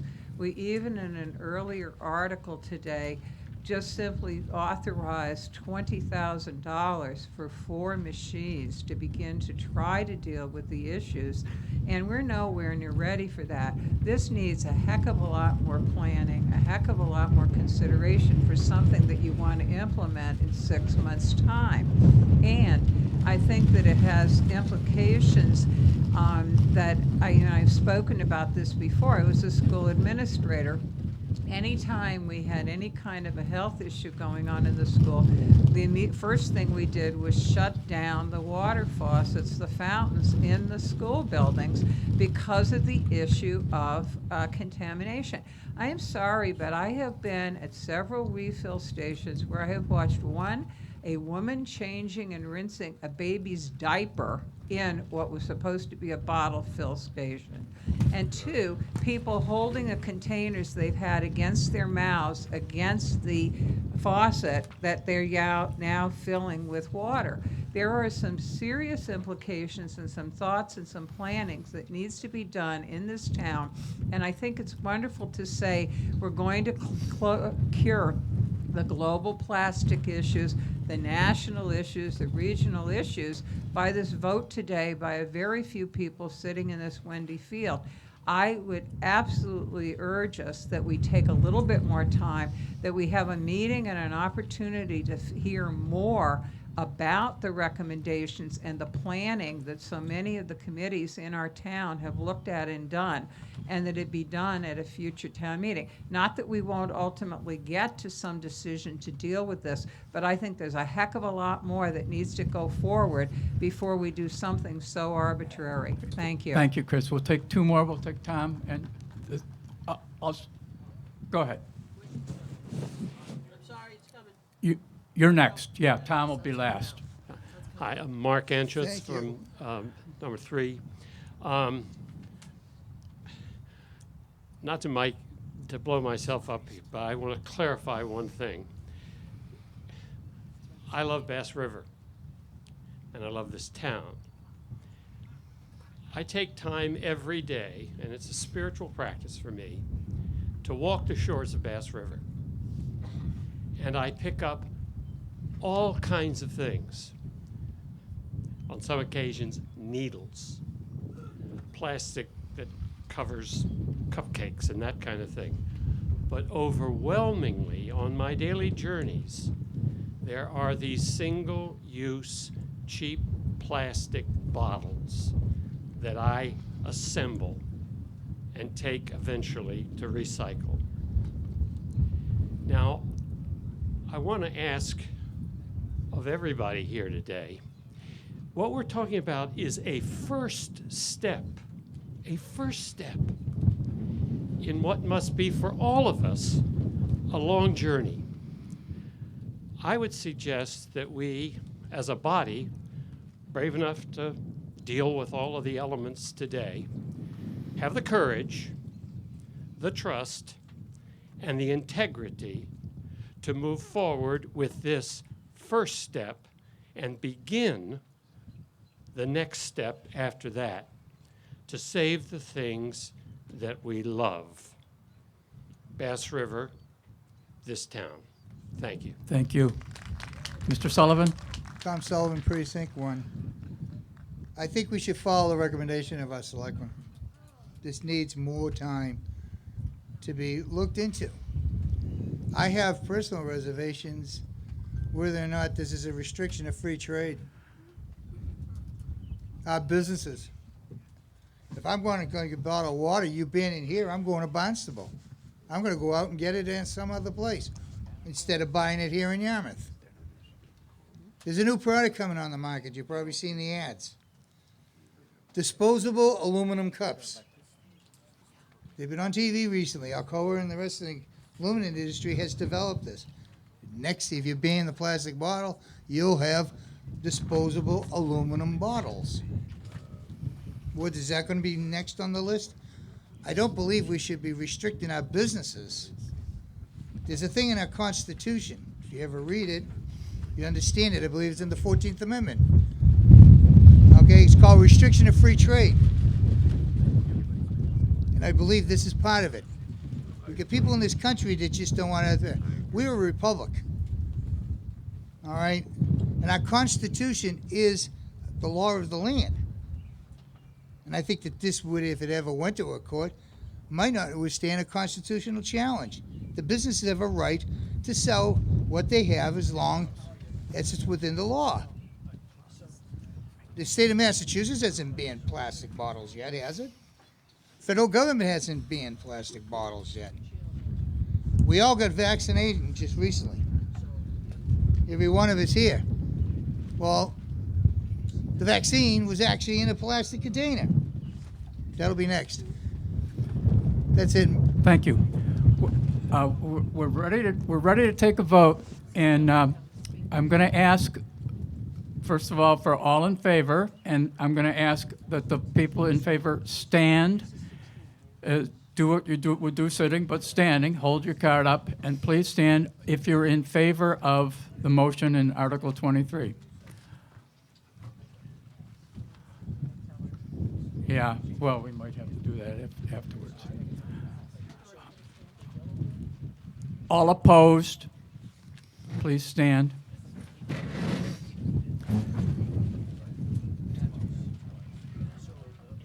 We're going to have to take a count. So you can sit down, and we're going to do it again, but we're going to have to.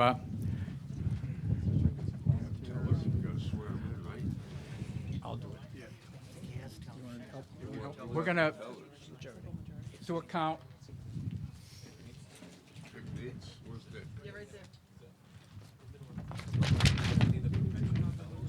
I need some volunteers to come up and help count. I knew Chris would volunteer. Come on, a few people. Anybody? Can anybody at finance committee? Hey, Dick. No, Dick. We need Dick. Dorcas is right here. He has to be a town voter. Yeah. Well, you're good. I know. No, he knows that. Hold on, we'll give you the instruction. You want to do the instruction? Yeah. You gotta get sworn in. Yes.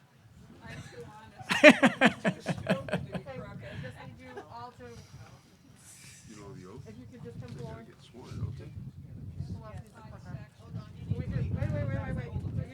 How are you? Hold on, Chris. You gotta swear them all in. Please, I know how to swear. please raise your right hand and repeat after me. I, please state your name. I, Christine Greeley, Do solemnly swear do solemnly swear to faithfully and impartially discharge and perform my duties as a teller for the town of Yarmouth. my duties as a teller for the town of Yarmouth. And now you're going to assign people different locations? Yeah, it's gonna be fun. We got 1, 2, we got 5 people. Can I walk out there? And that's not appropriate. Huh?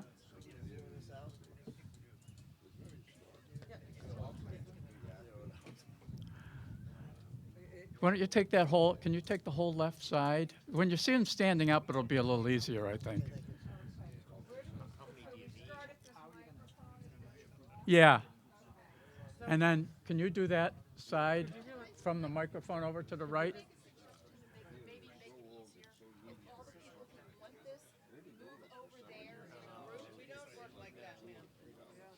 Well, and then everybody else just stays where they are? All you have to do is ask people to sit once they've been counted. Yeah, after they've been counted, they can sit down. So, You're going to start, everybody in favor, please stand up now. Mr. Mr. Moderator. Well, no. They need to understand how they're doing it. Mr. Moderator. They don't know who's counting. Mr. Moderator, it's been a long time. Would you please tell us again what the heck we're voting on, yes or no? Please explain it or give us what we're We're voting on Article 23, which is the single-use plastic bottle ban, as written in the article. All those in favor, those people, for example, standing up, would support the ban. But it's so close, we have to count in an old-fashioned way. These are the yeses.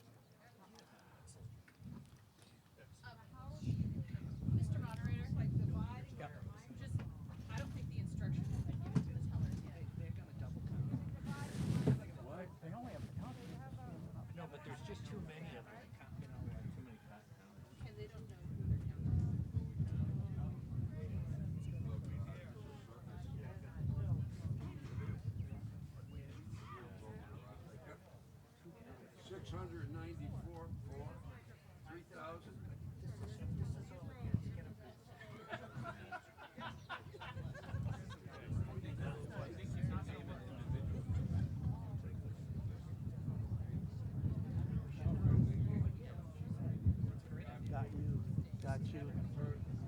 It works fine as long, but they don't have the right instructions. That's right. They should just pick a line. Right. And it should really be one person on each side. We don't need 6 counters. I'm a moderator.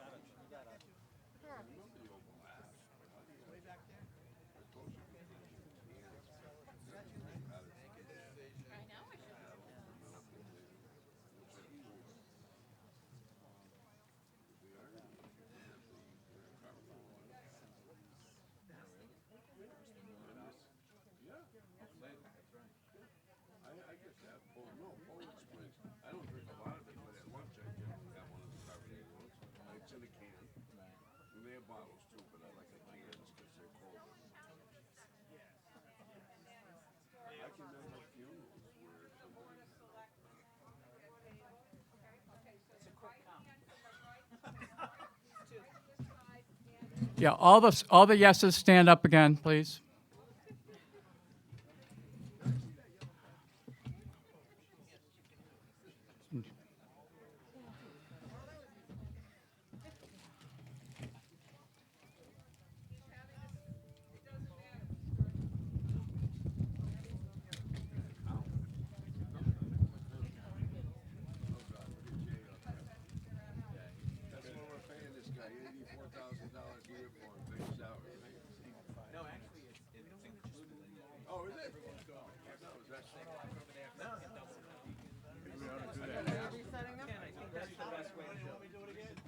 No. First of all, I apologize for how screwed up this is. We're going to ask all the yeses to step over there towards the soccer field. Go over towards the soccer field, and I guarantee you, we're doing it this way. We're doing it this way. Tell them to bring the yellow card. Bring your yellow card. Go over to the soccer field. These are the yeses. Yeah, thank you very much. Your suggestion worked.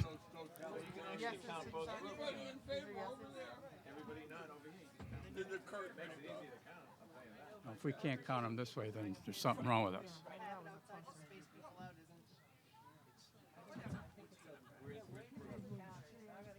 Let's count the no's while we're at it. They may not all be no's. Right, you gotta ask them to stand up. They have to stand up. Would all the no's please now stand up, hold your cards. It'll be easier to count them. So one person counts. Yeah. One person. One person will count. Just a standing. One person will count? Those standing with the yellow cards, you're voting no. Go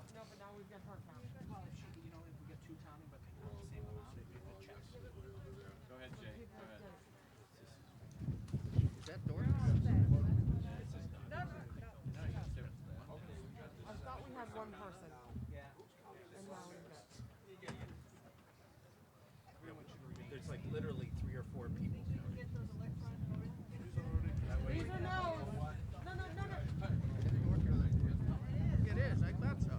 I don't know what he's doing. Telling people in the system. I want you to check Jay's bill because he was out there directing traffic with the county.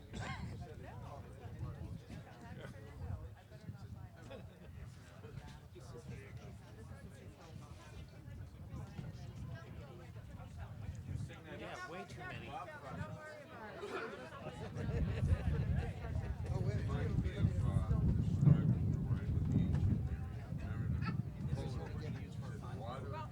what's going to happen is I want you to keep standing if you're no, because I want to redo and make double check, okay? Okay. But some of you who do not move, keep standing if you're no. We always use clickers, but you had a section that you would do.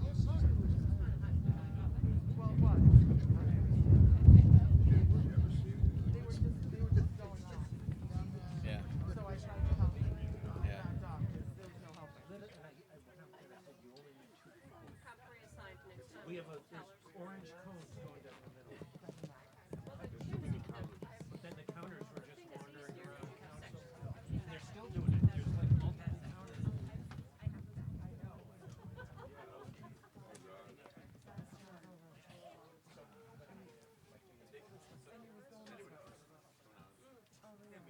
They may not. Yeah, you know. The moderator's out counting. I just see a few people with no cards. Oh, really? Yes. Yeah, but the yes is Oh, really? Well, No, if they you have have to no show their cards, they cards. don't count. They shouldn't count it. What we said. Ah, we're going to contest the vote. People got in with no cards. It doesn't matter. I don't want to. You have your card? Really? So you can request a. It's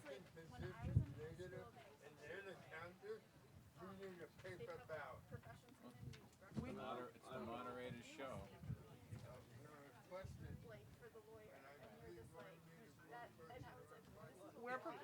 We're prepared for a silent ballot, so we can do that. I would actually love to go. Let's go. Yeah, I had this thing over at one time. I think it might as well. I put money that I thought I knew. Really? Yep. Well, we got the yeses. It looked like there were like 3 different people counting the no's. I have no idea who's the official counter. He's gonna request a silent vote. What? I'm requesting a paper ballot. So we're prepared. See how close it is. We're prepared for a silent vote. Doesn't matter how close, this is not being done correctly. You have people who are advocates counting the vote. That is ridiculous. People who are what?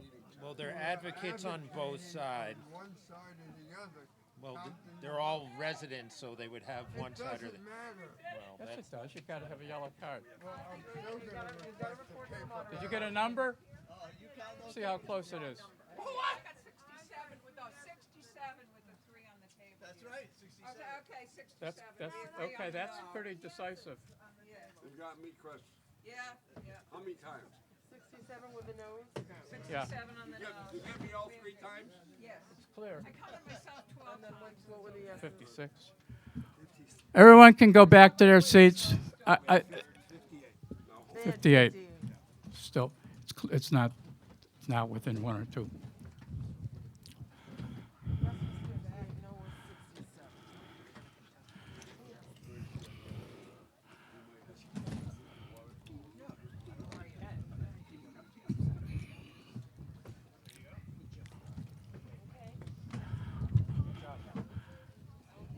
Oh, God.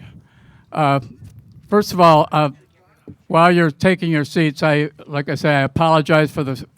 We'll all remember this day. And I know without even looking at her, Tracy Post is laughing because she really strongly advocates, and I totally agree with her, that we need electronic voting clickers at some point in the future. So the next time that article comes up, remember this one.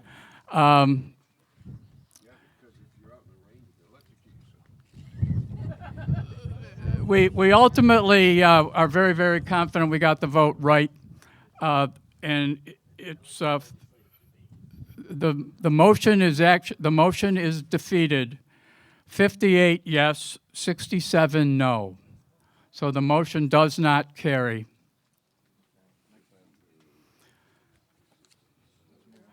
Thank you very much.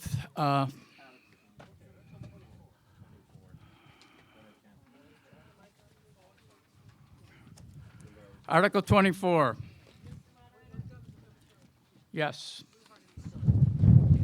Mr. Moderator? Yes. Oh, I'm sorry, I'll defer to Tom Barron. Tom Barron will be making the motion. Tom, speak up. Okay. I move Article 24 as written in the warrant. Recommendation? Board of Selectmen? The Board of Selectmen does not recommend. Finance Committee?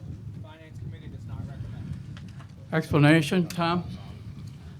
Well, I had a very good PowerPoint,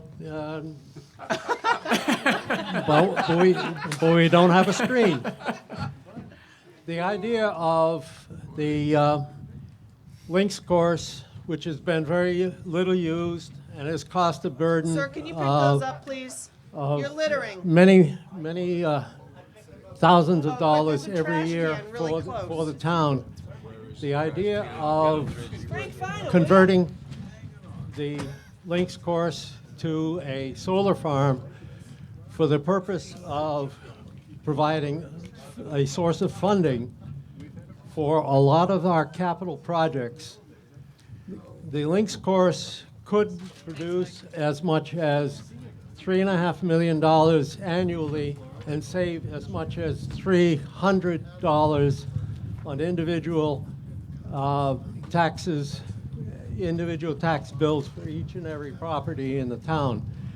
So in short, because of the weather, et cetera, I think the good Lord has made one good vote for solar, and I would like to suggest that we adopt the idea of at least studying the concept of solar farm on the links course. Thank you. Thank you, Mr. Barron. Questions, comments?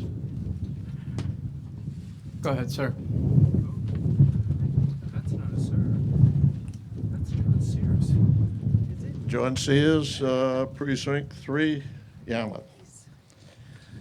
This is a good idea, but a bad location and a worse time. There's a concept that we're understudy to be partners with Dennis and Howard at a treatment plant to be located in Dennis. And there's also under consideration a doing away with a portion of the Bass River Golf Course as a pump station along the way. We're not making any more land. There's no more future locations for a golf course if we eliminate a portion or a part of one. We do rely on recreation. We are admittedly a tourist destination. So to do away with a parcel of land that we spent over $18 million for several years ago, to turn into a golf course / dump closure. Now is not the time to be closing any of our golf course areas if we may lose part of one in the future. I don't think we're going to ever be able to come back and say, let's build another golf course. So I said we sit on our hands until we prove that we have more than enough. I agree with the solar concept, absolutely. But this is a bad area at a bad time to do away with an existing golf course that is functioning and does at least break even. Thank you. Thank you. Mr. Sullivan. Hi, Tom Sullivan, Precinct 1. I live not too far from where they want to put this. I don't think too many of my neighbors have any idea what it is. To take away the links is taking away probably good revenue from the golf course. The links is integral with Bayberry. I used to play golf. Unfortunately, I can't do it anymore. When they aerate a course, they have to aerate twice a year. Golf course turf is different than your front lawns, believe me, especially the greens. When they punch the holes in the ground, what they do is they take, if they're doing the front 9, that's 1 through 9, then the golfers will start at number 10. They finish the backside of Bayberry and then go down to the links to finish out the 18 holes, vice versa. So they don't lose any revenue. You take this out, they're going to have to shut the course down. They're not going to play 9 holes over and over again. All right, you're going to close Bass River down to make it a part of the sewage thing, I guess, or recharge area. That's ridiculous also. I mean, I think the oldest public course in the country. It should be a historical area. It shouldn't even be touched. But this is I don't think the study is good. And the last thing I'll finish up with this. I think the Barnstable Airport might have some say on this. Unfortunately, we are under an FAA restriction. There is a restriction over all the property here in Yarmouth. You're right here, you got it here. Whether or not the reflection from those screens behind you would interfere with a pilot's visibility, because that's in the visual flight rule area. I know because I live not too far from there. They would probably have some say in the matter. I know they did when we wanted to put a wind turbine up there. They rejected it. God rest his soul, our former DPW director tried to push that there, but it didn't pass. So, and if you didn't know it, we do have a restriction. So I don't think it would be feasibility study would be worth it right now. And I agree with Mr. Sears. It is a bad time. Thank you. Anyone else? Yeah, over there. Yeah, go ahead, sir. My name is Reiner Kerr from Precinct 3. I think the Bayberry Links course is a valuable asset to the town with an indefinite life. It would cost tens of millions to replace it, and it creates a lot of indirect income for our shops and hotels and businesses through the additional golf capacity it provides. And I think the article is poorly conceived in terms of the size of the solar facility that could be built there and how much energy and revenue it would provide for the town. I teach energy technology and economics at UMass, and I've seen and looked at a lot of similar facilities. And this facility, if it were built, would probably produce less than $500,000 a year in revenue. So over its whole life, it wouldn't approach the value of the asset that you're giving up. So that's my comment. Thank you. Thank you.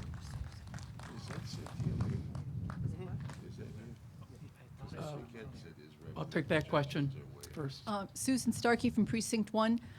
I think that what Tom is doing is asking us for a further study of it. And that's one of the things we're talking about today is we need to have the appropriate planning and study done on these things.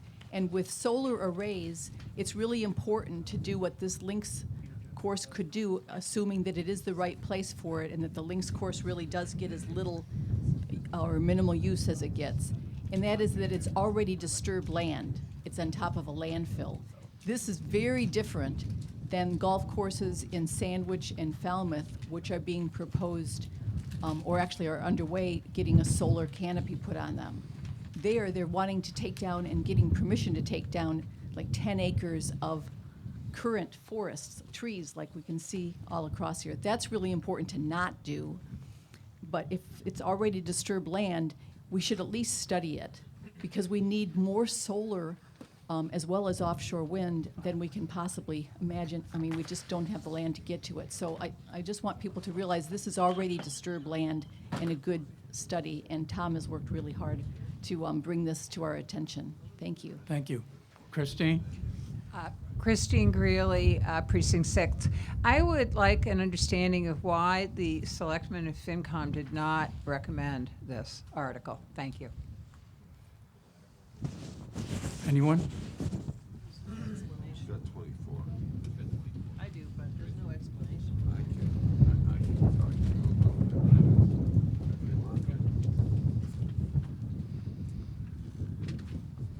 I can give you some information on this. I think in addition to the demand for golf and the economic importance that it has in a community like this, our finance director has seriously questioned the revenue projections that would come out of a solar farm. I mean, there aren't any really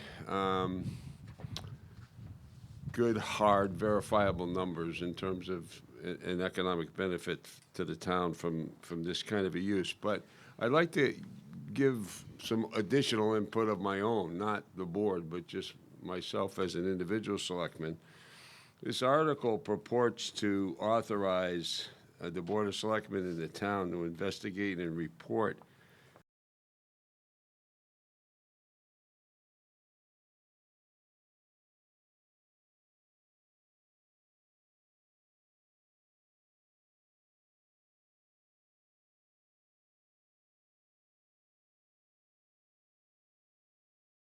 revenue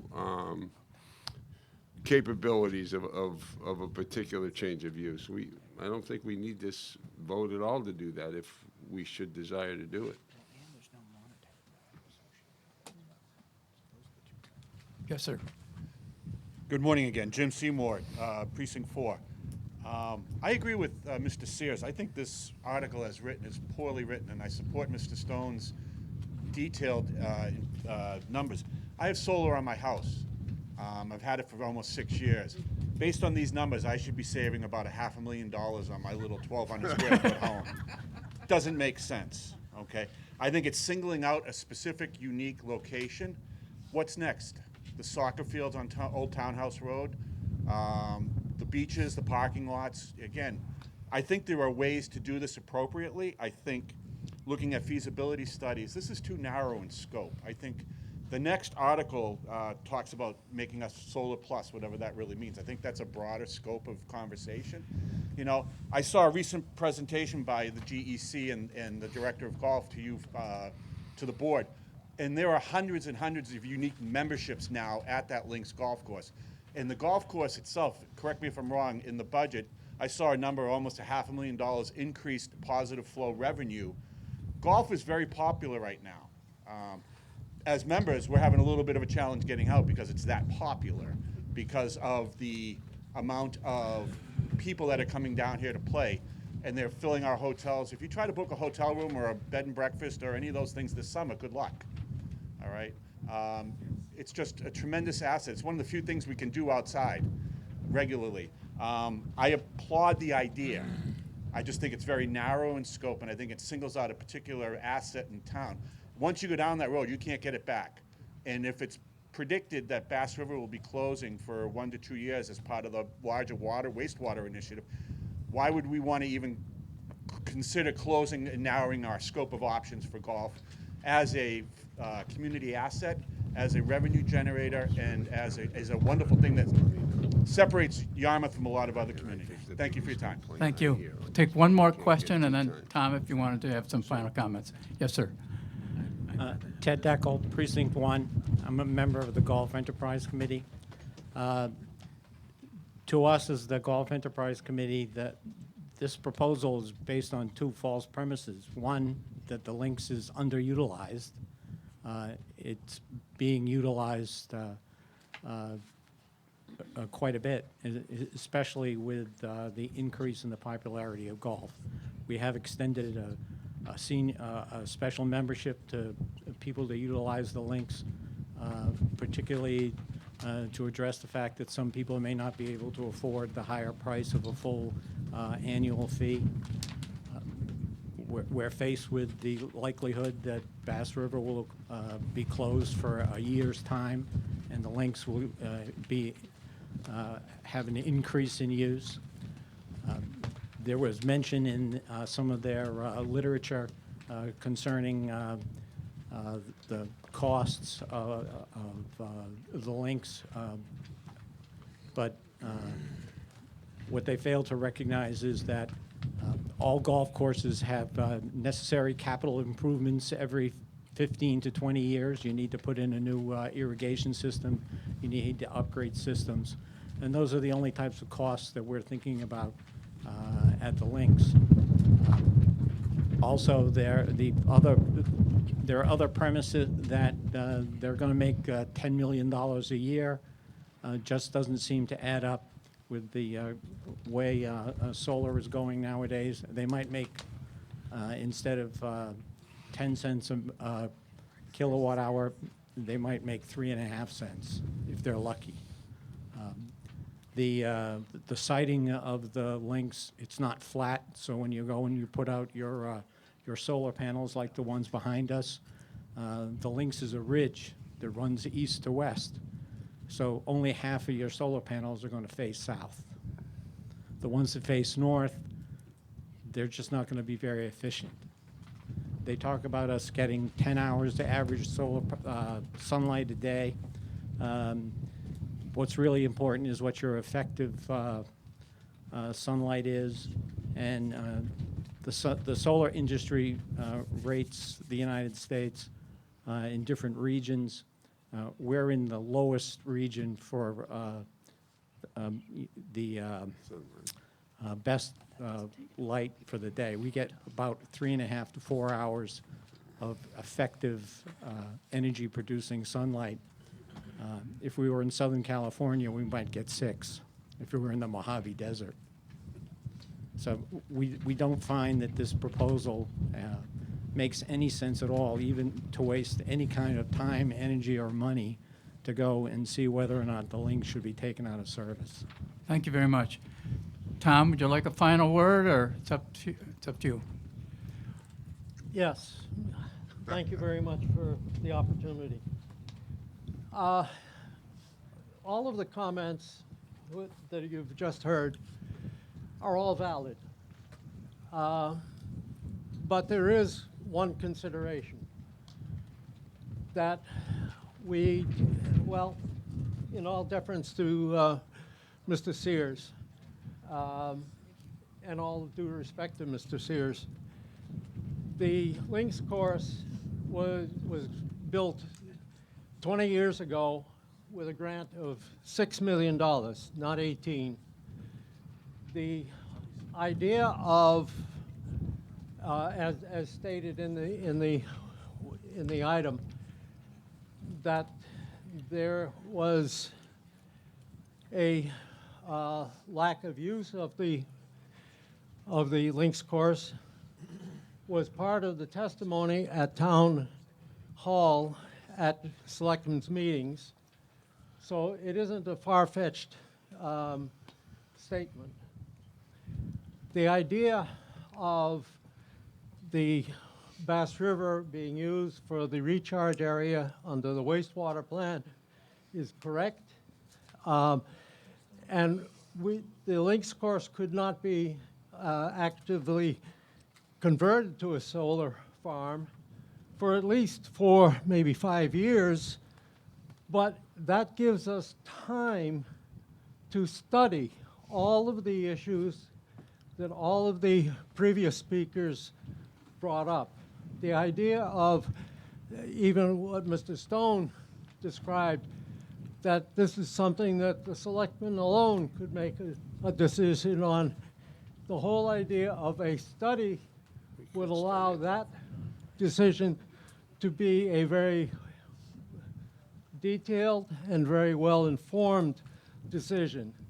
So the article is only for the purpose of a study to be able to look at all of these issues and come up with a final answer, not an answer that needs to be finally decided today. Thank you for the opportunity, and I'm hopeful that you will understand that the purpose is to ultimately take money off of our tax rates so we'll all be better off. Thank you. Thank you. Okay, we're ready to vote. All in favor of Article 25, say aye. 24, I'm sorry. No, 24. Say aye. Aye. Opposed? Nay. The article does not carry. Article 25. Article 25. Motion, Mr. Duffy. I move that Article 25 be accepted as presented in the warrant. Board of Selectmen. Finance Committee. Recommends. Explanation. Okay, as a member, I am Mike Duffy, Precinct 7, and as a member of the Yarmouth Energy Committee, I'm here to ask for your support of Article 25, generally known as the Solarize Plus Yarmouth Resolution, which, as a resolution, is not mandating anyone to do anything, nor asking for the residents of Yarmouth to approve any funding. In fact, since this resolution covers more than just Solarize, I like to refer to it as the Energy Sustainability Resolution, as it is consistent with the Yarmouth Energy Committee's mission, which is to inspire energy sustainability throughout the town of Yarmouth. And that's what I would like to do today, not mandate you, but inspire you to strive for energy sustainability while saving yourself lots of money and helping to protect our environment. The Energy Committee's major focus this year is successful implementation of the Solarize Plus Yarmouth program, which I'm happy to say, after a one-year delay because of the pandemic, is now up and running. This volunteer-driven educational and outreach program is a great way for Yarmouth residents and small businesses to save hundreds of dollars per year on electricity bills, ensure efficient all-in-one heating and cooling, and help improve the environment. If you have ever considered installing rooftop solar panels, please don't let this opportunity pass you by.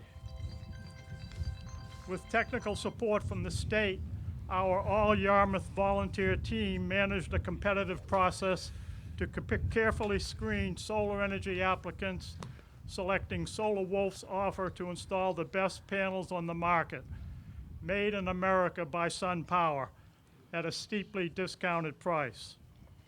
The same process resulted in us selecting South Shore Climate Control for air source heat pumps, more commonly known as mini splits. If you are currently heating and/or cooling your home with oil, propane, or electricity, this is the biggest no-brainer in the history of mankind. But cooling and dehumidifying your home with mini splits can be a wise choice even if you are currently using natural gas.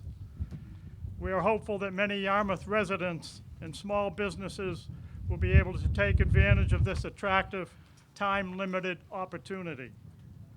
So in conclusion, I am asking for your support of this resolution by voting yes today. Yes, Y-E-S.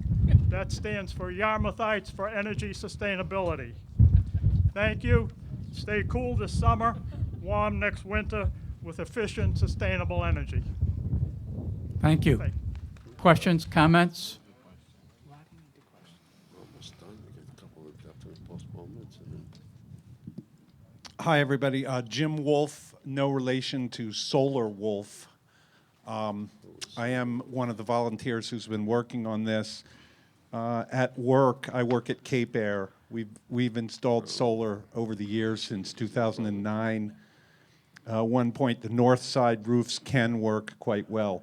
But considering the previous article, a request to study something, I would urge any of you, and I've been trying to get it on my own house for 8 years, but I have had Solar Wolf come out to my house under the Solarize program, and this is the least expensive, best system that you can get that I have ever seen.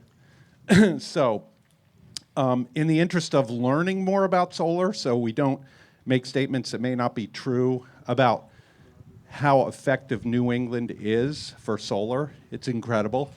Why don't you involve yourself in this program and, you know, go to the town website, sign up, have Solar Wolf come to your house, and you will learn a hell of a lot, even if you do not end up purchasing solar at this time.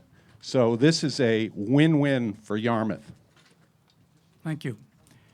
If no further questions, we're ready to vote. All in favor of Article 25, say aye. Aye. Aye. All opposed? The motion carries unanimously. Articles 26 and 27 have been postponed, so there is no need to.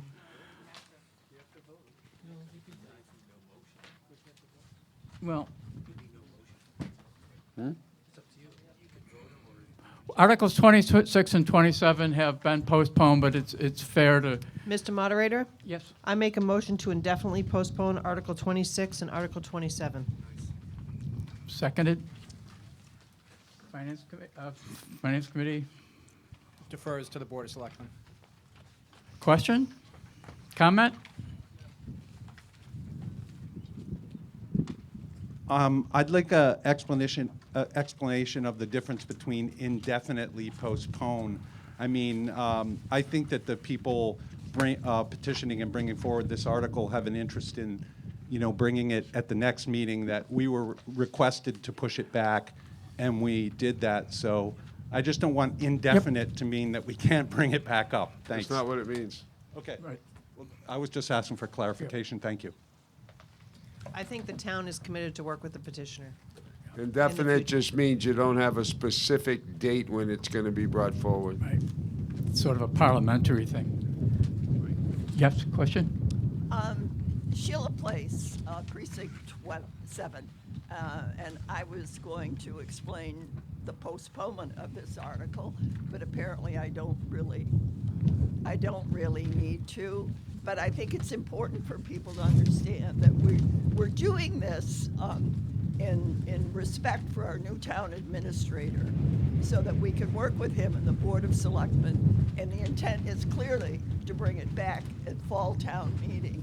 So this is about energy efficiency in the town buildings and the town fleet, and it's an important issue, and we respectfully hope that it will come back for fall town meeting. So we agree with the postponement. Thank you. Thank you. All in favor of postponing Article 26, please raise your hand and say aye. Aye. Opposed? All in favor of Article 27, postponement, say aye. Opposed? Both motions carry. I, by the way, just signed up for an online course in counting close votes outside with all white chairs separated.